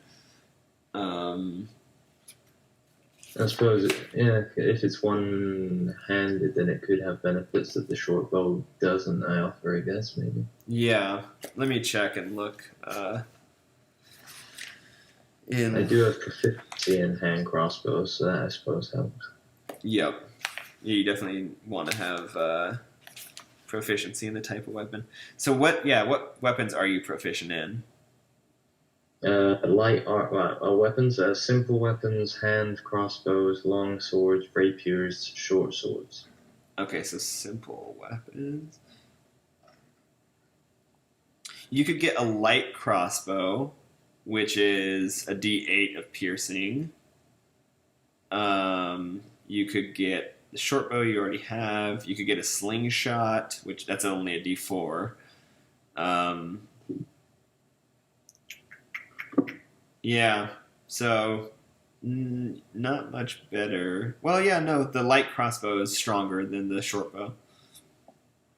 Yeah, because you said that's a D8 for damage. Yep, D8 instead of a D6. Oh yeah, does it have the same kind of range? Is it still 80 feet? Or the short bow? Yep, 80, up to 80 normal, and then past that is disadvantage. It's two-handed, just like the short bow, and the only difference is this thing has a feature called loading, which, let me check what that does. I'm assuming it just means you have to like take time to load the next shot, since it's a crossbow. But yeah, more or less they're the same. I'll grab that then, and yeah, I'll grab the light crossbow, Oh yeah, okay, here's what loading means. It says, because of the time required to load this weapon, you can fire only one piece of ammunition from it when you can use an action, bonus action, or reaction to fire it, regardless of the number of attacks you can normally make. So basically, at level 5... Or actually, as a rogue, you never get a second attack. Your sneak attack just gets a lot stronger. So, yeah, that won't matter for you. All it means is, like, if your class gets 2 attacks, then you can't shoot it twice on your turn because you have to, like, reload it. Okay, cool. I'll take that, and however many, how many bolts are kind of... Yeah. Because I assume my arrows will be redundant with this. They have bolts of some description. They have some, like, light quivers there that are pre-packed with 20 bolts each. Okay, I'll take a light crossbow and 20 bolts. Nice. Yeah. And then can I just kind of restock a little bit on thieves' tools, like any lockpicks they might have, or that kind of stuff? Yeah, they've got lockpicks, so we'll say they have 5 lockpicks left. You can take all of them if you want them and have reasonable space to carry them, which I think you do. Yeah, I'll take those then. Yeah. And then, I'll be happy with that. Cool. Then let's cut away from you as you're kind of finishing up, stocking up there. Let's jump over to Tenpenny. You have managed to make your way back to the docks, and you find the little boathouse where your ship is. So, what are you doing there? Yes. And we'll say that Gizbaldo arrives too. You see him kind of coming around the corner, wheeling this cart with a massive swordfish on it. 25% chance of being there at the same time as him, and I succeeded. Nice. So yeah, you two are together for the moment at the ship. Gizbaldo, you've still got the swordfish. Hey, Giz. Whoa. Nice fish. Thanks, man. I bought it for all of us to eat, seeing as you guys helped in the bounty. Oh yeah. Was there any money left that you split, or did you keep it for yourself? I could throw a couple coins your way. What are you thinking? Yeah, anything 50 else? cents. 50 gold? Yeah, that's good enough. All right, here you go. 50 gold pieces. You want me to go?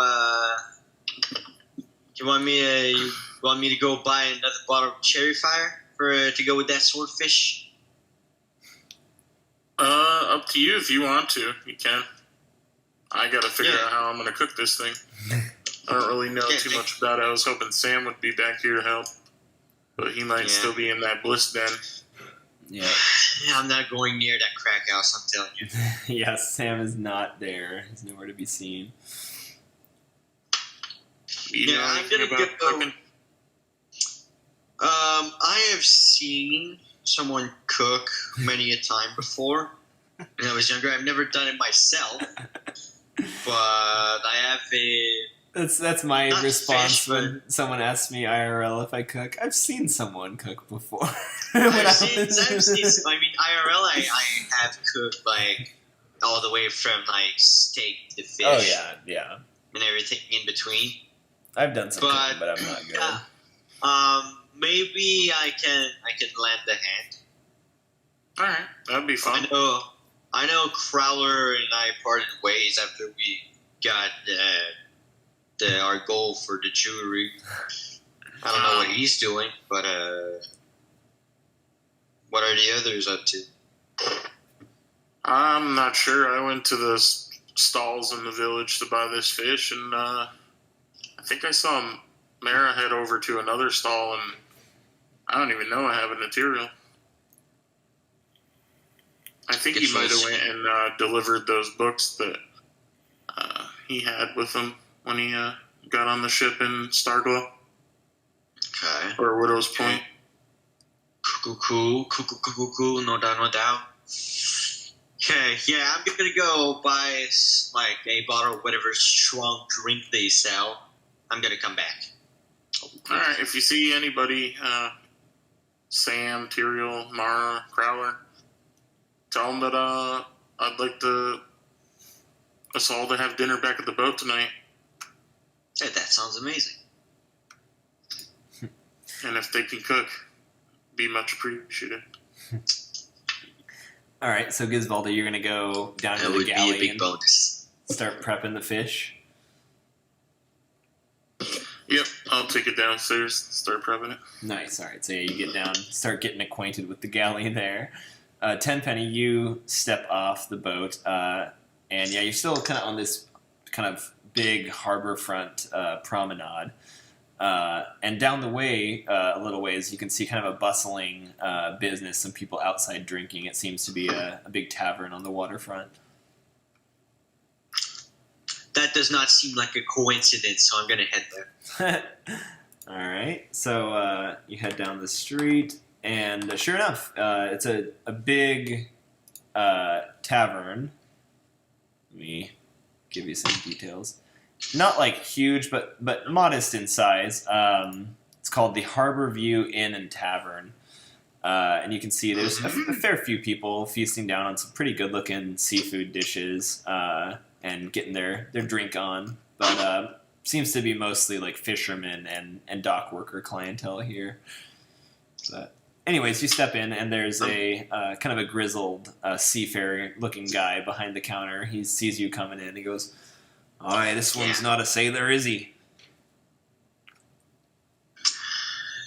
What'd you say? I said, "You ain't a sailor, are you, boy?" In between, more or less. Getting into the business now. One of a table of like kind of burly looking sailors sees you, and what color? Can you describe your guys' physical appearance again for me? Because I want to make sure I'm getting this Yes. right. Okay. So this is short, dark blonde hair, like streaking like upwards. Yeah. No facial hair. Ice blue eyes. Okay. Is that enough? That's enough. Yeah, that Can gives go me. off That's of? more or less what I was picturing. Okay. Yeah, I just kind of forgotten. 5'8", 5'9", Yeah. you know? Okay, so yeah, this table of kind of rough and tumble sailors is just like, all right, I think this one's a puff. What do you boys think? And they start kind of arguing back and forth amongst themselves. Fuck's a puff. the bartender is kind of like, all right, calm down. What do you want? Ale? What do you got? Mid to high strong. We got Yennefer, fresh out the bottle. What do you have? What do you have right under that? Ale. Ale. We got ale and we got Yennefer. We got water, but you probably don't want to drink it. I don't want to say. Okay, out of D&D, I don't want to sound like an asshole, but this guy sounds like the most boring person I've ever met. He's a fisherman bartender. He's not exactly the highlight of the social life. He's like, we do have some old honey mead that's kind of a mulled wine. That's sort of in between, if that's what you're looking for. You got cherry fire? You got that cherry fire stuff? No, it's too fancy for our blood. Damn, alright. Okay, screw it. I'll take a bottle of Yennefer. A bottle or a shot? A bottle. Okay. I'll buy the bottle to go. He gets out a bottle for you, sets it down. He's like, that'll be 10 gold. 10 gold and 3 silver as a tip. Oh, wow. He's just kind of like, wow, thank you, high roller. And one of the sailors, the one who was talking to you earlier, he's like, "Oi, Puff, if you're so wealthy, why don't you play us in some cards? Put your money where your mouth is." Is this a mother flipping challenge? He goes, "You can call it whatever you'd like. Just put your money where your mouth is. You ever play 18 Sails?" take a sip out of my personal Cherry bottle. Yep. Heard of it? Well, if you think you're up to snuff, put down a bet. I'll match you. I'm not the gambler type, but I may know someone who is. I'll hook you up with him. He is quite the spender, let me tell you. But whatever that puff word is, stop. He goes, before I'll make you regret it. Fake ball of magic. well, there you go. He goes, sounds exactly like something a puff would say. Hey, boys? And they all start kind of cackling and going back to their game amongst Can you give me a second while I look through my spell list? Yep, you're good. They're back in at their card game, so they're not really paying attention to you anymore anyways. Okay. Can I just cast a minor illusion of a semi to... Does he have a drink? Yeah, they've all got ales. They have kind of a big cask of ale in the middle. I want, once again, to cast a minor illusion in his drink of a, mid-sized spider. Okay. Nice. So, yeah, we'll say that... yeah. Mid to big spider, you know? You cast this I spell. want to give him a scare. And he doesn't take a drink for a few minutes, or for a few moments. Then he goes for a sip, and you hear kind of a girly scream as he kind of flings the horn across the hall. I start laughing. You start laughing. He's gonna stand up. And I'm the Puff. He sees you laughing at that, and he's like, "You're a dead man, Puff." And we'll see about that. Go ahead. Okay, catch you later, dog. Go ahead. I And leave. roll initiative here for me. Holy shit! Okay. You're a dead man. Oh, we'll see about that, bud.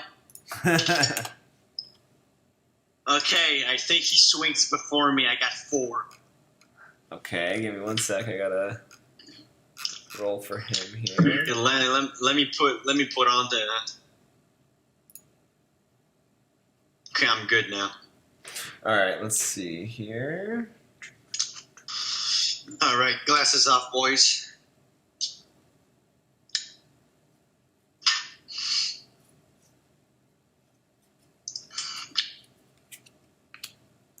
All right. Wow, he got a nat 1 on his roll. So you're He's definitely fucking going first. stupid. You're going first here. All right, so yeah, Okay. this guy's he's coming at you, kind of squaring up with you. His 2 friends are kind of holding back a bit. They're not joining the fight. It seems like they're being honorable about Okay. it. Can I? Okay.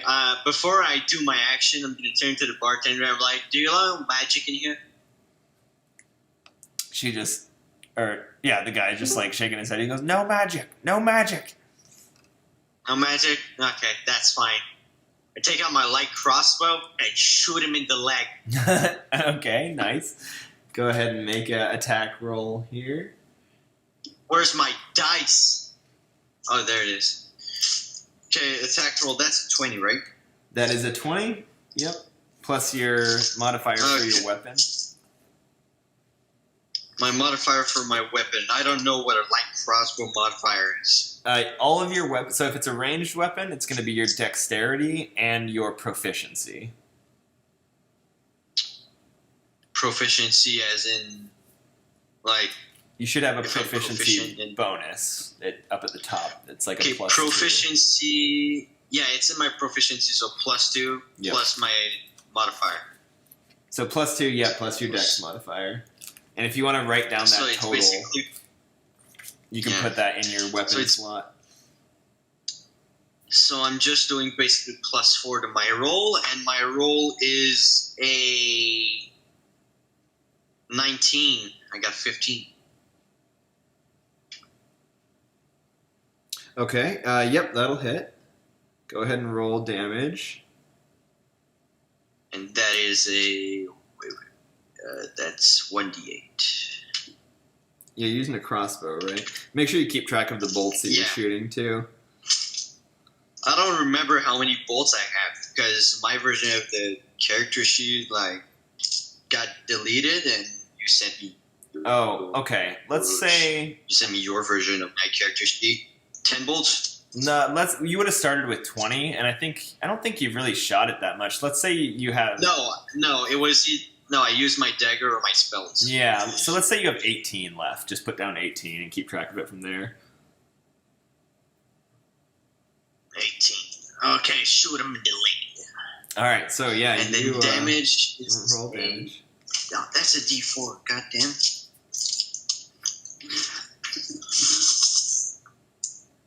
I regret, but do not regret at the same time buying so many dice.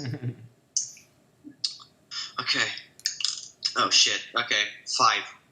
5. Okay. That's what I got on the dice. And then you get to add your dexterity. You don't add your proficiency to damage, but you add your dexterity. So it's 7. 7.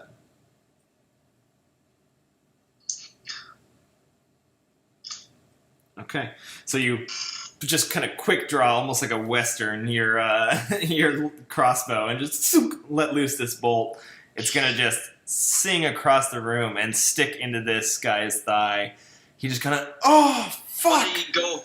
As he kind of reaches down at it, his other friends are just like, "Oh, you're a fucking dead man, Puff!" And they both draw. Well, see about that. They both draw pretty nasty. Sorry, Mr. Bartender. Pretty nasty looking swords out of their holsters.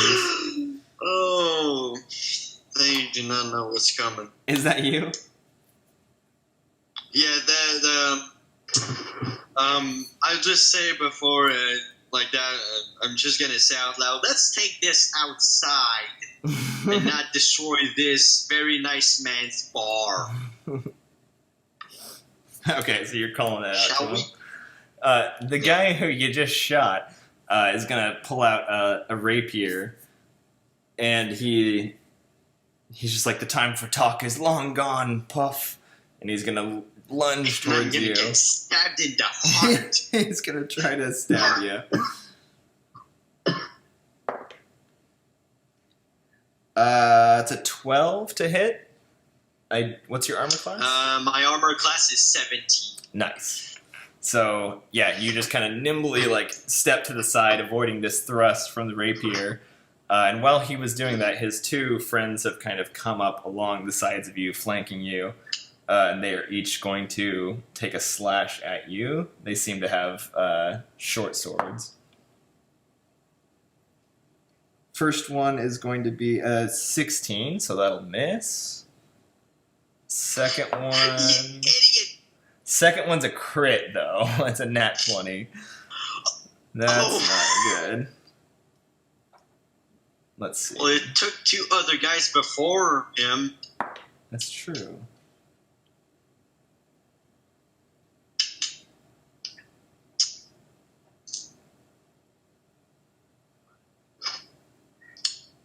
Okay, so 11 points of slashing damage as he 11 points. Oh shit! as he Okay, I'm down.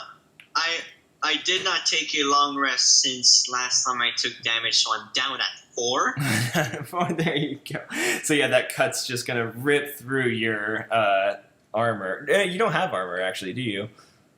No, I don't. I don't need armor. That explains it. There you go. So you just see your clothes, your shirt, your jerkin get ripped as this cut just lands a devastating blow. You see the blood kind of pooling up under your shirt. The guy My beautiful abs. the guy who landed the blow is like, "I got the Puff. Let's get him, boys." One sec, I gotta let my cat in.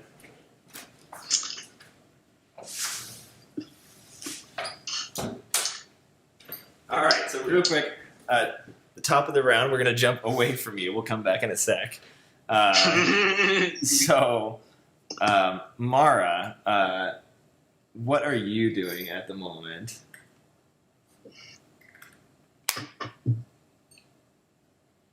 Mara? I believe I was going through the garden district. That's right. Okay, so you've kind of been working your way through town. and have clearly entered the garden district. You can tell because you've come into this very nice kind of open area where there's lots of, well, gardens, greenhouses, lots of green open space, and you come eventually to this large kind of sprawling park that's along the waterfront. All sorts of kind of nice buildings lining the edge of the park, and there seems to be like a large menagerie or like a type of zoo kind of in the middle of the park. But other than that, yeah, you find yourself kind of in this nice open space. A lot of people out and about, just kind of enjoying the day here. Lovely. So, what are you doing in specific here again? Looking for like a clothing store That's right. that sells like. Yeah, you wanted to go to the clothing. Yeah. Cool. So along the edge of the park, there's all these kind of ritzy-looking commercial buildings, and you kind of stroll along the outside of them for a while. There seem to be a bunch of different ones. Most of the clothing they're selling here is like noble, like city attire. It's not really like geared for holding up as like adventuring clothing, but it's all very high quality, nice dress style clothing. One kind of building stands out mostly to you, called the Royal Outfitters. Well, then I guess that's where I'm headed. All right, step inside there. It's very opulent on the inside. They have nice separated sections for all the different kinds of garments. And a human woman, kind of sees you enter. She goes, we have an adventurer here, eh? Not every day we see the likes of your kind here. Welcome. Good afternoon or morning. What time of day is it? It's afternoon now. It's just past noon. Afternoon. High sun is what we call it. But yes, may I help you find anything? Looking for formal attire? Yes. Something elegant. Something elegant. Awesome.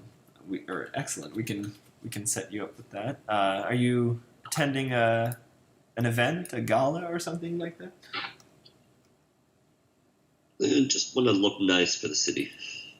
Very well. I appreciate it. A single woman out on the town. We have to stick together and help each other out. Right this way. And she leads you to kind of a back area where she's like, I'll gather some options based on your style palette. Here, just wait a moment. And she comes back with several different clothing options. If there's anything in specific you wanted, then one of them could be that perfect thing you're looking for. Okay. But yeah, just kind of an array of nice formal woman's noble attire. Some more functional than others. Some are kind of nice ball gowns and things, where others are kind of nice, just noble, street clothing. Yeah, the noble street clothing will work. Cool. Yeah. Any preference on the color of the fabric? Blue. Blue. Excellent. And any inlays or designs you'd like? No, not really. No. Okay. Just a a slight gold rim, but that's about it. Okay. We'll give it gold accents. And you can see she goes and finds kind of a blank canvas of a jacket, essentially, and starts kind of getting to work sewing in some detailing and kind of getting it completed. She'll take some of your measurements and kind of make sure that the whole outfit fits properly. And then eventually, once you're looking like $1,000,000, she kind of steps back and she's like, yes, I see it now. I saw the potential in you from the moment you walked in, but only now has it truly been realized. You look magnificent. Yes. You're a piece of art. I've worn these types of clothes before. Well, you fit them well. You seem comfortable in them. Well, Yeah. let me check my ledger here and see how much that will cost. By that I mean, let me check my board here.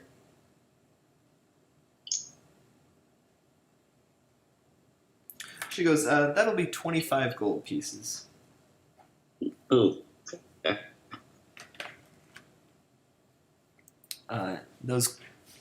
That outfit is water resistant as well. Good for the rainy climate here. You won't need to pack an umbrella everywhere you go. well, that's a bonus. Functional, but elegant. Yes. Is there anything else I can help you with while you're here? You said about events. Is there any going on around the city right now? There's a music festival here in the park just across the street, outside of the menagerie. It's set to happen later this evening. The royals are always having balls and galas up in their palaces, but rarely are the likes of us invited, I'm afraid. Oh, so it's inside? What's inside? The music festival. Oh, no. The music festival in the park is free for all to attend. It's outdoors. Oh. Okay. Well, I thank you for your time. You're more than welcome. Enjoy your time in town. If you're looking for anything else around town, I'm happy to point you in the right direction.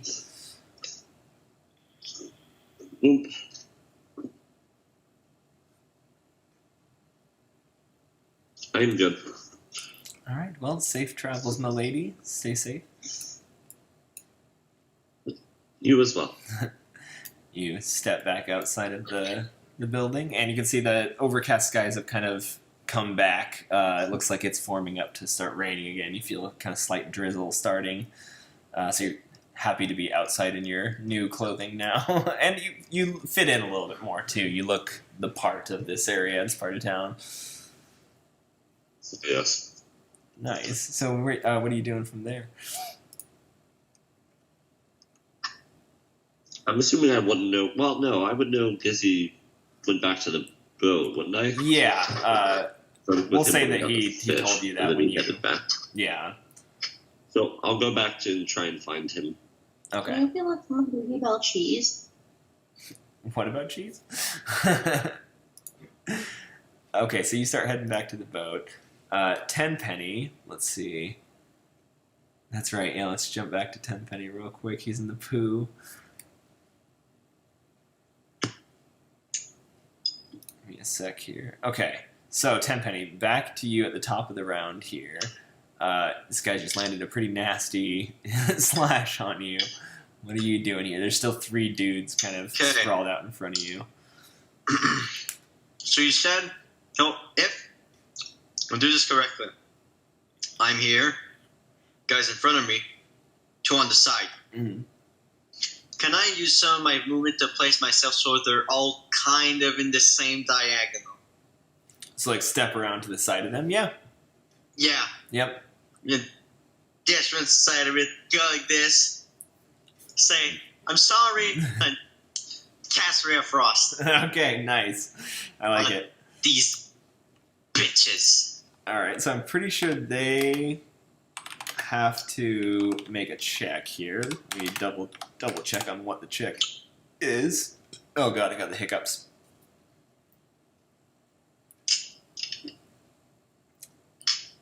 Alright, nice. Yeah, so a frigid beam of blue-white light streaks toward a creature in range. Make the ranged spell attack on a hit. It's not a save DC. He has to roll for an attack. Yep, it's a ranged attack. And Yeah. unfortunately, it won't hit the other 2 people either. Maybe I'll say it'll do like a residual, like a D4 of damage, but it won't do the full damage to the other 2 people. Okay. But go ahead and roll. Roll damage, or roll attack. Roll attack. It's gonna be, do I add anything to that?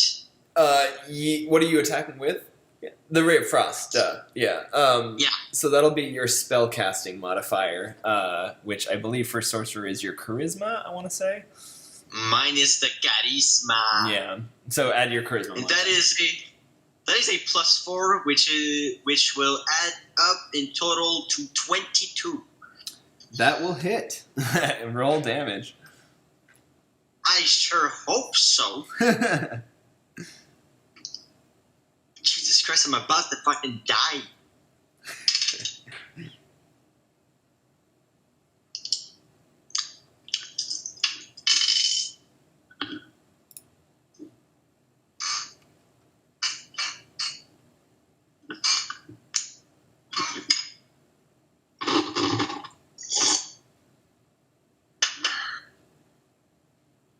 So it's just a D8 for the damage. You know, when you're too handsome, people get jealous. So it's a D8? Yep, D8.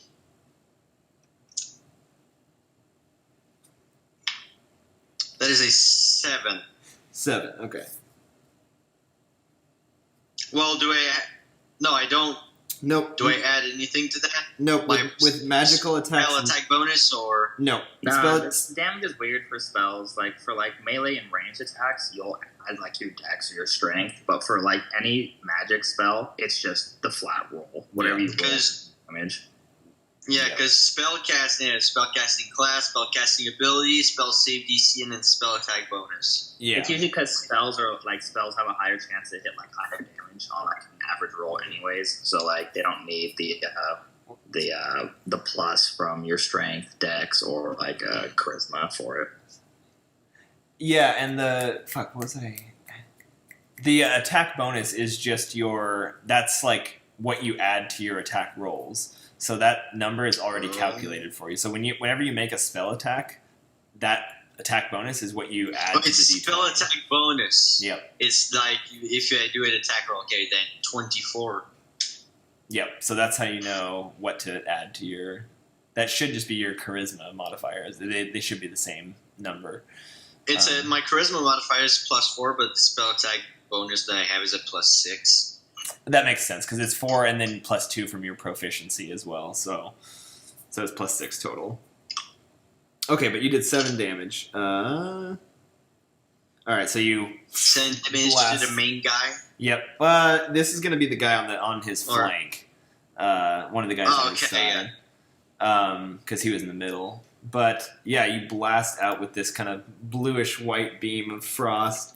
You see it kind of frost this guy over, and he's like, kind of freezes up and locks into place. So he takes the damage, and his speed is reduced by 10 feet until the start of your next turn. So he's kind of frosted up and frozen over. Nice. I'm going to die. Is there anything else you want to do here? Don't they get like residual damage to 2 others? Or we'll say that they each take a bit of force damage here. They'll each take 3 points of force damage. Okay. What's their status? Are they like the word that you say when they're severely injured, or are they bloodied? still quote unquote fine? None of them are bloodied yet, from the looks of it. Okay. The worst off person is the one who took the direct blast, who's frozen now. He's definitely seeming the worst shape. I will have to see God in a bit. So. You do have you have movement speed left. You've only moved 5 feet, so you could move further. But you'll provoke an opportunity attack, so they get to attack you as you try to flee, essentially. Even if I try to like exit the tavern. Yeah. So basically, anytime you walk out of a 5-foot range with someone who you're in combat with, then they get an opportunity attack on you. And same in reverse. Like if you're fighting someone and they walked away from you now, then you would get an opportunity attack on them. So I was still within 5 feet of someone. Yeah. Yeah. You've stayed within melee range of the 2 of them, or well, 2 out of the 3. Yeah. Damn.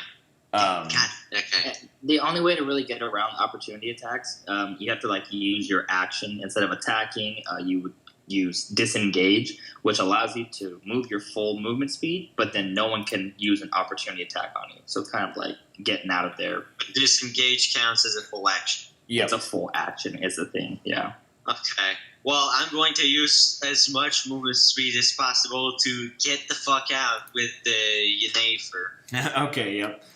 So you will get you'll get an opportunity attack made on you here as you turn to flee. It's going to be a 15, so you're able to kind of nimbly dodge it, but you feel the air kind of slice behind you as a blow just in the narrowly name of the misses Father, you. the Son, and the Holy Spirit. But What yeah, the fuck? you book it out of the door and manage to get outside. You see that they're kind of scrambling after you, but at this point, initiative order will break. They're pretty slow to get out of the bar, so you get a pretty good head start on them. Okay. What are you doing from there? Are you gonna like kind of duck and weave? I am running for my life, but not towards the boat. Not back to the boat, because I'm not bringing that heat with me. Nice. Because I know Gisbaldo is trying to make a nice dinner for us, for thanking us for the bounty. So I'm not going to bring trouble over to our boat, and also I don't want to let them know that this is where I refuge. Right. All right. So yeah, we'll say you kind of just pace and corner my way through you disappear into some back alleys and kind of just hide yourself, get lost a bit. Okay, so let's jump over to Tyrael. You've been traveling north along a canal. Think you might have got lost for a bit there. You definitely got turned around, but you've now made your way into the Lynch Quarter for sure. See a big kind of gate as you enter this district. And it seems also a pretty well-to-do neighborhood. The buildings are fairly nice and orderly. Kind of walking around in there, you come to like a big kind of square, almost like a secondary town square. Not nearly as big as Burroughs in the middle of town, but fairly large, and there's some market stalls around there as well. There's a very opulent hotel, looks like it's about 7 or 8 stories tall, called the Grand Armrath. And lastly, kind of tucked almost in a little corner, semi-modest looking building, but still kind of imperial looking architecture, is the Grand Library here, where you deem your package to be bound.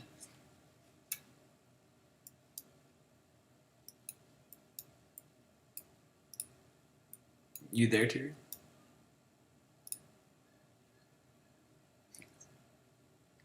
He 100% fell asleep. You think so? That's a good bet. That is such a He said he was going to. Yeah, that's true. He did say he was falling asleep. Shit. Okay, well, as far as you guys know, well, technically that kind of speeds things up for the rest of you guys. So Tyrael is in the library, completing his contract, getting his payment, and perhaps meeting up with a sexy librarian. Who knows? Only Tyrael knows.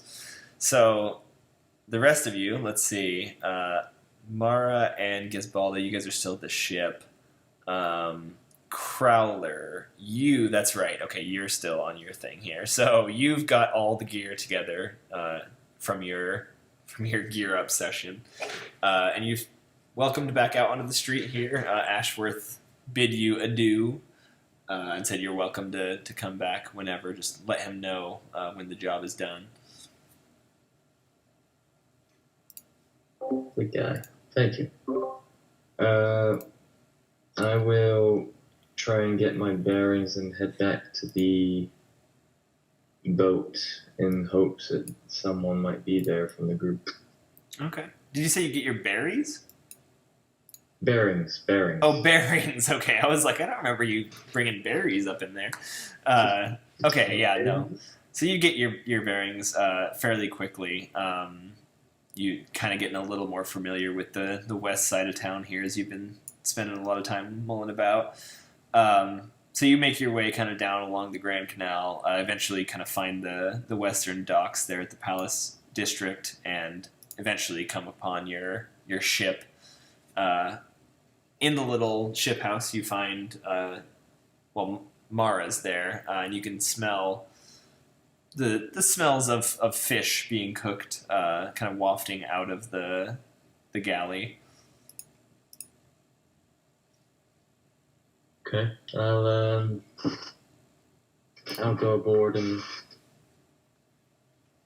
see how. So wait, have I just seen Mara so far? Is it just Mara that I've noticed? Or? I think so far you've only seen Mara. Yeah, she will say, Mari, are you up on the top deck of the ship for now?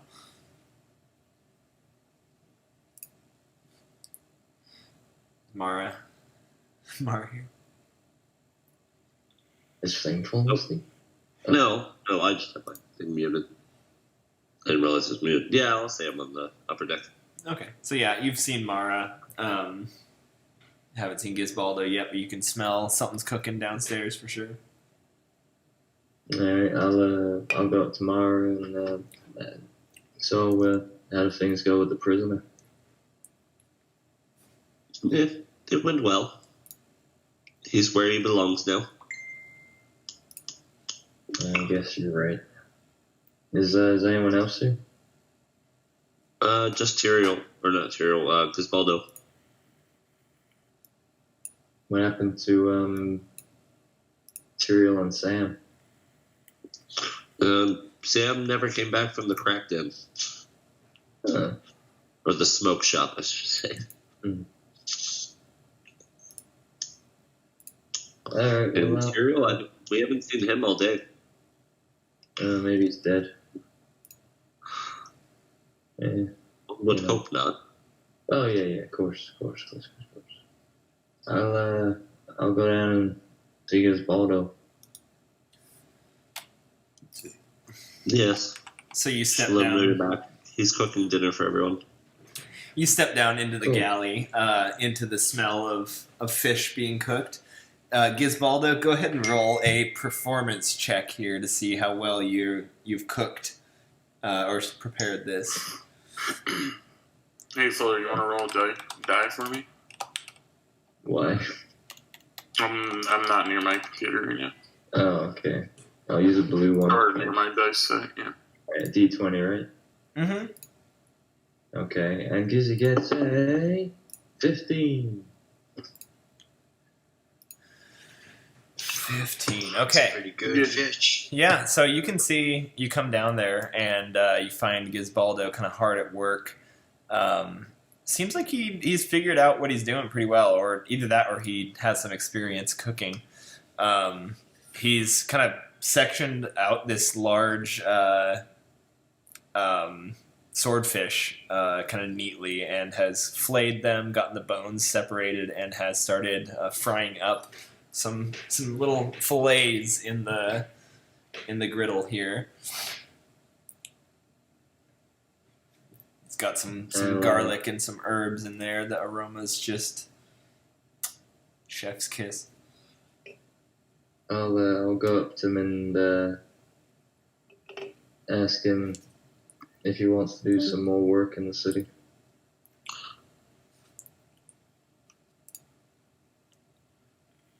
Gizbaldo, do you want to do some more work in the city? Oh, you can't sneak up on me like that while I'm cooking, bird boy. What's going on? I got a kind of request for some help. Some bad people need dealing with. Some bad people? What they do? They're extorting businesses and they see ruining people's lives.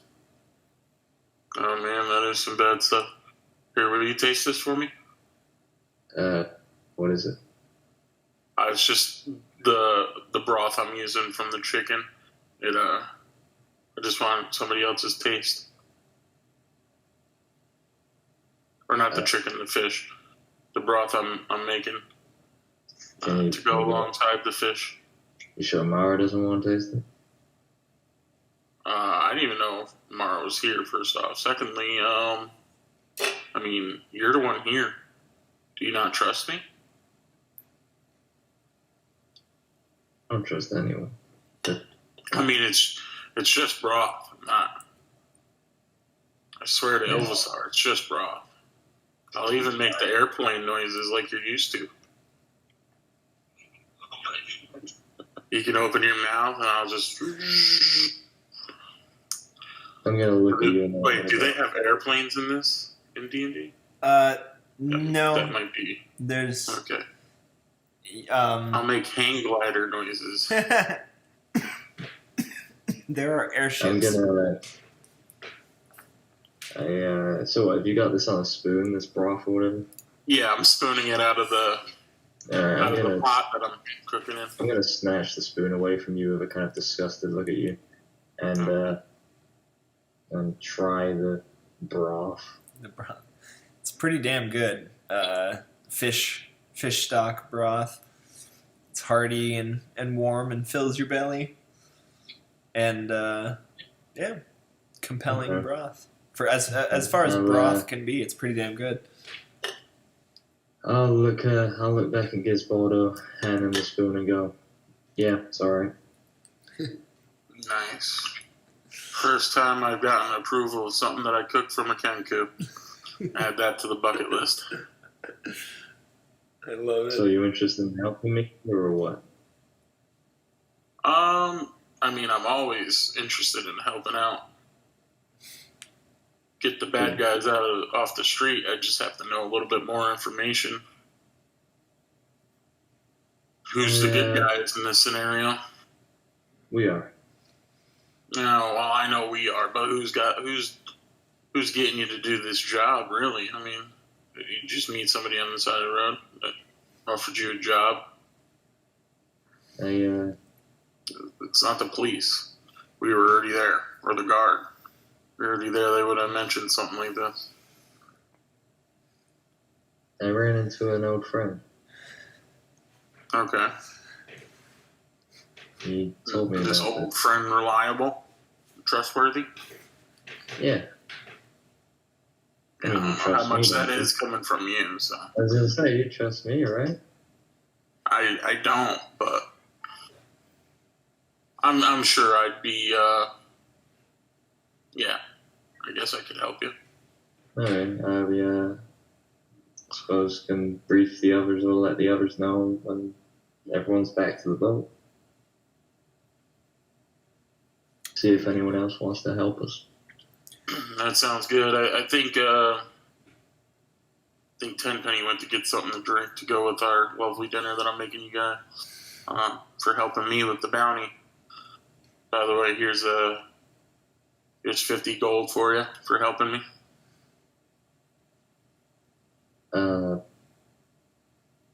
Thank you. Yeah. Thank you. I guess I'm sorry that I wanted to do a less than moral thing with the man. I see that it's more important to put him away than try and get gold. Well, you keep speaking to Ilvasar and you'll see the way.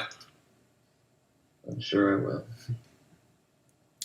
Okay, Sure I will. So Tenpenny, you've kind of got yourself quite a ways away, took some back alleys, and kind of found a place to lay low. Have waited for quite a while now just to make sure that you're not being followed, and there's no traces of the sailors catching your path. But the cut in your chest is pretty nasty. You're feeling the blood still kind of like pooling up, and you're definitely losing blood still. So you'll take, right now, you can take 1 level of exhaustion. Where do I write that? As you're losing blood. Just anywhere that you can mark it down, just put like exhaustion level 1. And that you can get that to go away, obviously, by getting the wound treated and by resting and stuff. Damn, Buffy, if I had a saline kit right now, totally give you one.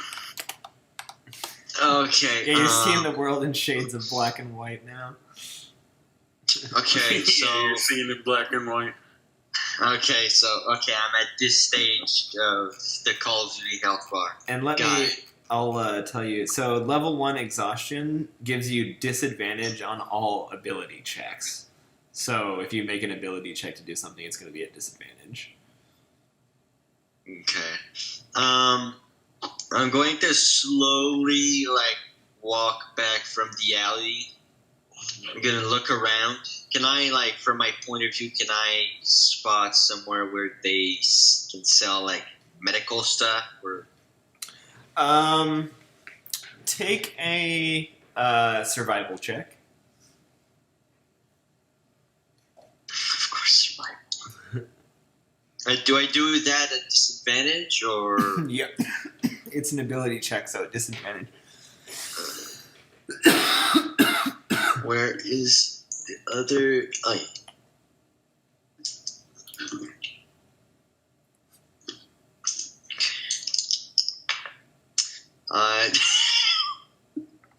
got two. Which is a 2. 4, I think. Yeah. Okay. Yeah, it's 4 total. So you kind of now taking stock and coming down from your adrenaline, you're starting to realize oh shit, I got cut pretty damn bad. So you start looking around, kind of hobbling, looking for an apothecary, and are unable to find one in this dock area. You're kind of stumbling through the streets, feeling the toll of the blood loss. Okay, so I'm still not level 3. I can't use mana magic on myself. Fuck. Okay. Is it possible? Well, what's in an explorer's pack? The explorer's pack doesn't have That's any your medical backpack, supplies. basically. Oh. Doesn't have medical supplies. I can tell you exactly what it has. Does it have medical stuff in it? No. One Dora the Explorer Band-Aid. It's got a One.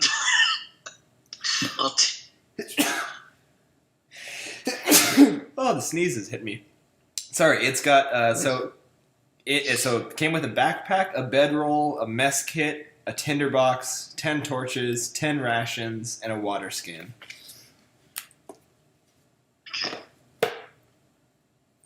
Does the mending spell apply to living To beings wounds? or No, only objects? unfortunately, that's only for objects. Damn, that would have been smart. Well, actually, let me double check that before I write that off. I am going to Die. I'm going to walk. Yes. Yeah, it's specifically I'm mending- going to slowly walk back to the boat. If when I look around, no one is looking for me. Yeah, no one's looking for you. There's a couple people looking at you, but you see just kind of looks of concern on their faces, they're worried and don't know quite. I'm not looking at anyone in the eye. What to make. Yep. But you do manage to kind of stumble your way back. Definitely not feeling great, but you kind of come out onto the harbor front and see the boathouse where your boat is. Mara, from inside there, you can see just rounding the corner outside a very badly injured looking tenpenny kind of limping towards the boat. Looks like he got cut pretty bad. I'm just gonna wobble back. I'm gonna wobble back inside the boat. I'm just gonna say, I got the drink. He's got a bottle of Unafer with him. We can sip this with the fish. What? It looks like you got your ass kicked. Oh, yeah. This is what happens when you are a little too handsome. Some people get jealous, and you suffer the consequences. I'm just gonna set down the. What? I said I'm sure that's what happened. Yeah. Okay. Yeah. Moving on. Yeah, I'm gonna set down the bottle of Unafer, where is there a table? Yeah. There's a little table in the galley. On the main table. I'm going to be if anyone has any sort of medical stuff I can use to heal this, I will be laying on my bed, waiting for the light at the end of the tunnel. Did you come down into the galley, or are you up topside? He's down in the galley. We'll say you guys have all regrouped in the galley. I will retreat to my bed. Oh shit, man! I didn't know you were gonna get your ass kicked. Going to get something to drink for the meal, man. You make me feel bad now. No, yeah. I after some reflection in a very dark alley, I have come to the conclusion that I kind of inflicted this upon myself. And why is that? Now, because I may or may not have pretended to put a spider in some guy's cup and then laughed at him for screaming like a little girl. Why did you put a spider in his cup?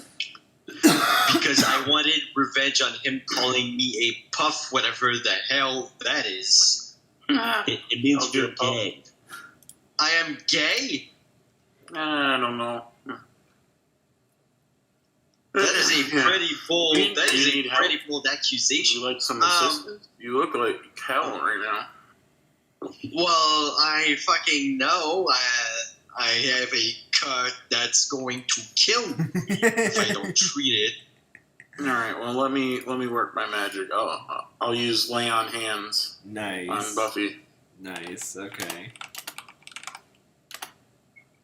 All right. So yeah, Gizbaldo kind of touches your wound with his hand, and a heavenly aura just kind of radiates from it. You see the wound start to like slowly close up, and before too long, it's dissipated.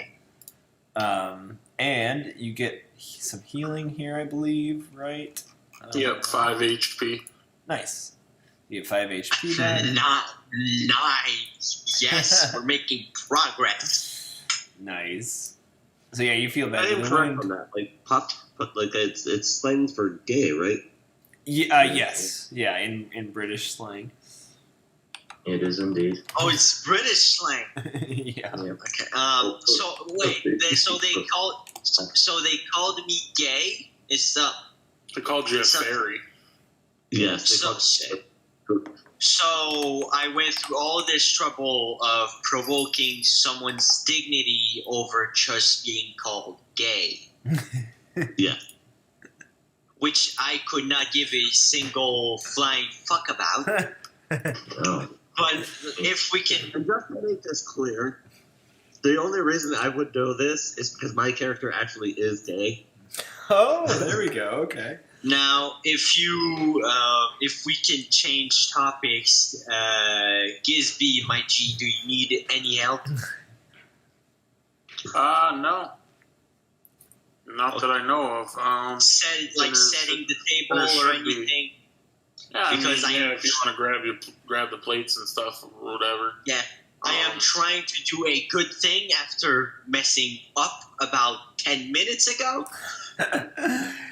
Understandable. Well, dinner's almost done. I'm putting the finishing touches on now. I really wish Tyrael was here, but speaking of sleeping Tyrael, off somewhere. we'll say that speaking of Tyrael, you hear some footsteps coming down into the galley, and it happens to be none other than Tyrael as he enters the room. He's like, "Oh, gentlemen." Who is that? Good, it's not Sam. Anyway, No, I haven't heard from Sam. Have you guys? Still at the smoke shop. Oh, of course. We should probably go over there. This is exactly why I said we shouldn't stick around. He's going to be in there for a while, probably. We should probably go drag him out. I wouldn't go. I wouldn't even tap that thing with a 10-foot pole. I think your venturing is done for now there, Tenpenny. I don't trust you anywhere right now. Especially not no blood stuff. That's not gonna happen. I believe I still have a little bit of it in me. Like, it's not just I'm not gonna let myself be beat down just because I got called a punk. Good.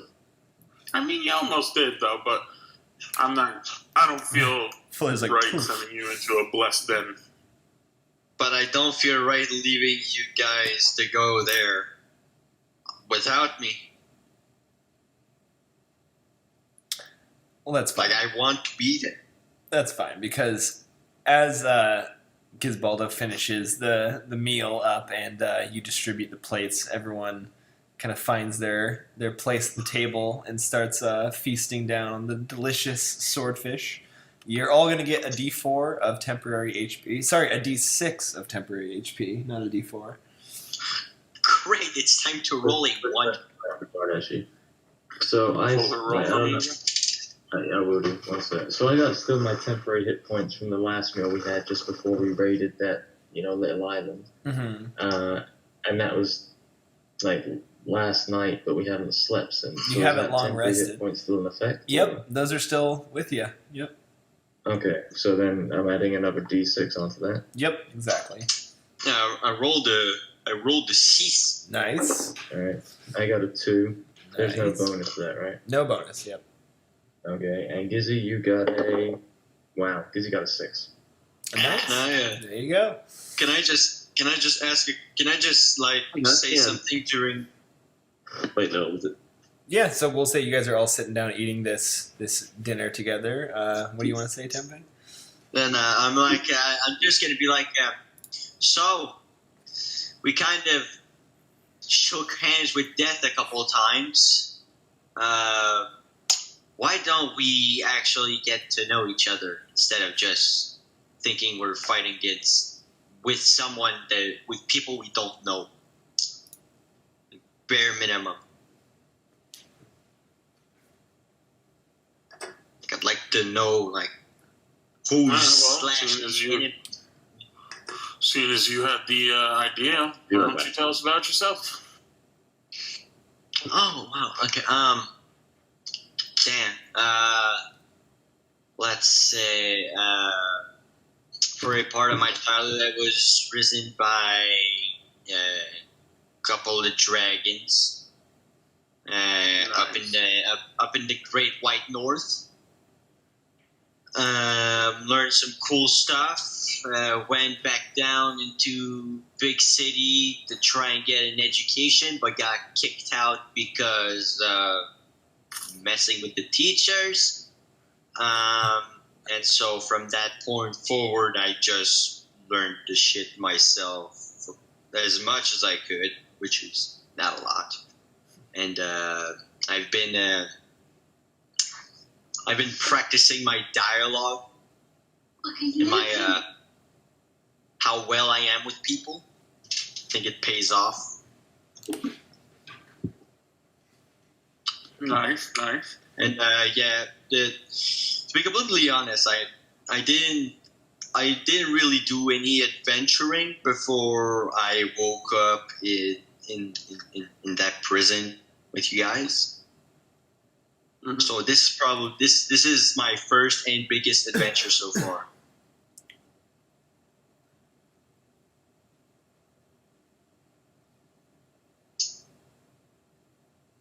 Cool. Yeah. What did he say? Anyone else? Wait, what did he say? He said a lot. I said. He told you his I am- life story. I'm not gonna repeat myself. So, Cool.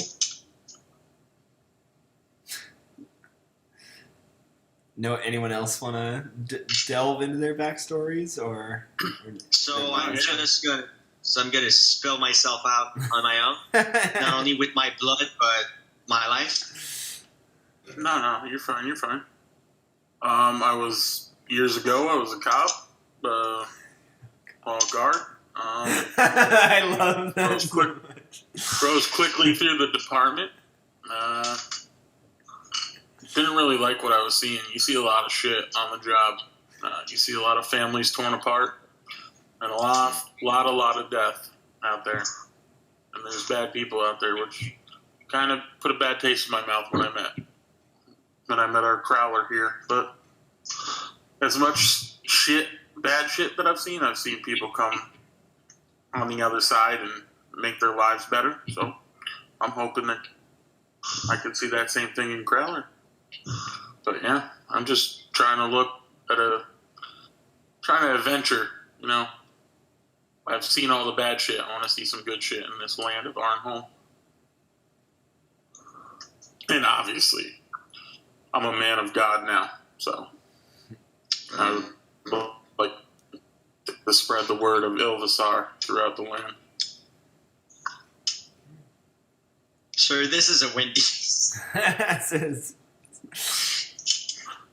Wait, what? Nice. Nothing. I was just messing. Mara or Crowler, either of you? How about you, Mara? Mara, Crowler, Tyrael. Tyrael's not here, so. Oh no, Tyrael's here, but He's not there, but yeah. Yeah, but not here. We'll say that he's like, I'll tell you mine in due time. I don't feel quite myself right now. It wouldn't be right. I don't know if I should tell mine. You don't have to. Yeah. You can keep it to yourself. Or Not all make some shit up. Make some shit up. Just make some conversation. My character has an entire backstory. It just. I know, but Champion is saying that. Like, if you don't want to tell us the real thing, just make some shit up. Well, I guess I could tell you what's my true backstory. Mara is not my real name. What? You see what now? My true name is Kethra. Well, why do you go by a different name? Because Are you in trouble with the law? No, I ran away from my home. I was born into a noble family. I fell in love with a female adventurer. My father did not approve and had her murdered. So I ran away and changed my identity. I stole my lover's name. Oh, damn. As an honor Interesting. to her. I like that. Oh, damn.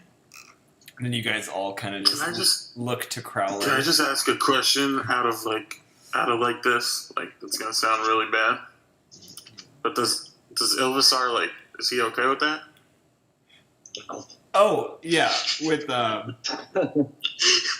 Is Ilvisar okay with that? I don't know. yeah, no, Ilvisar believes True in that. question, like in Ilvisar Christianity. and the Tribunal as a whole preach that love is just love. It doesn't matter if it's between. Well, there's a questionable border on obviously children and animals, but mostly love is love, as long as there's sentience and consent involved.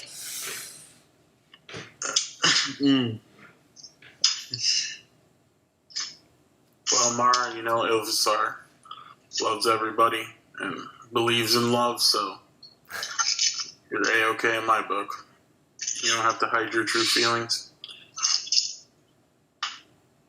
Well, it's not that I had my true feelings. I had the fact that I ran away from a noble family and kind of wanted by the Imperials. Ooh, wanted by the Imperial. Oh. Yeah, because the other part of her backstory is her father, to gain better, standing in, the noble branches, sold her off to a higher nobleman to be wed off to, their son, more or less. Nice. That's some medieval shit. Yeah. That's some deep shit, man. That's some appropriate. deep shit. I wish I had a deep backstory. Yeah, that's Yeah, so she, when she found out she was going to run away with her lover, so hence her father had her lover murdered, so she took her lover's name and disappeared. That's That's a hefty nice. revelation from Mara. And what's Mara's real name again? Sorry. Kethra Brightwood. Kethra. Okay, I gotta write that down. Me too. But you want us to continue to call you Mara to keep up with appearances, of course. Yes, preferably. No problem. Your I don't need secret's safe captured with me. and sent back. No.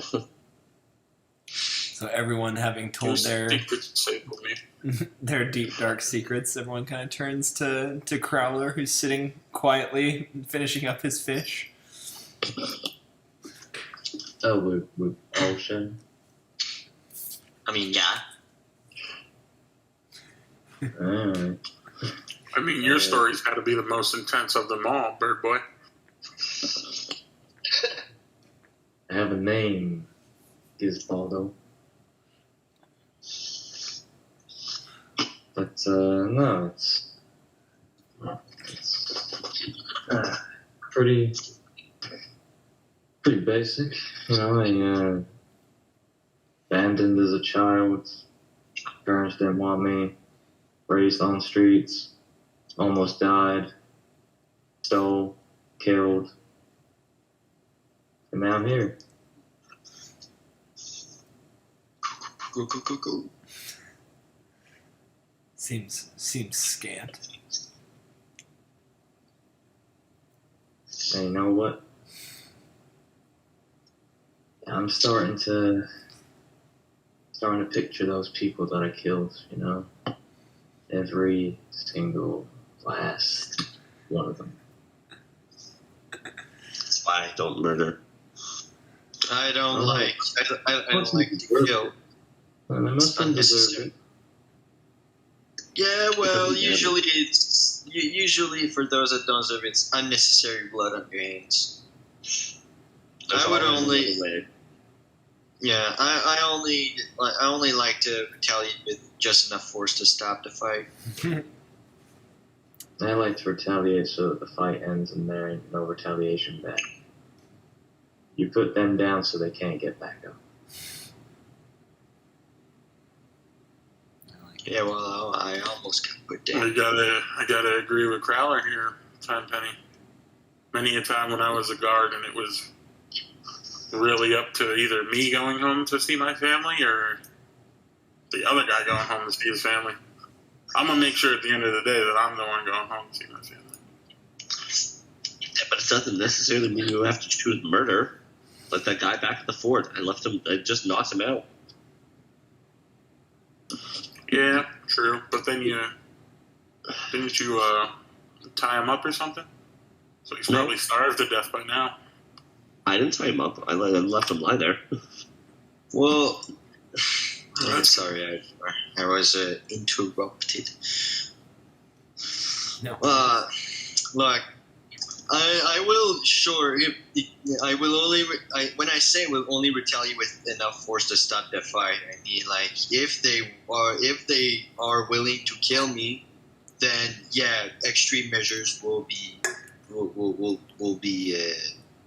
practiced. But I don't like that final option. All right, yeah. And you guys are all kind of finishing up, telling your stories, having a nice moment of solace, kind of finishing down the last couple bites of swordfish, maybe going back for That is seconds. a good fucking fish. Yeah. And the nice, peaceful moment is interrupted by a explosion that rattles out through the harbor, kind of shakes the kite sail in its place. You all kind of feel the jolt of it, loud sound of the bang as it crushes through the sound barrier. And we'll leave off there for this session, boys. What the? What is you piece of baloney? Tune in next week to find out what happened. Well, next week's I'll maybe not be there, Oh, okay.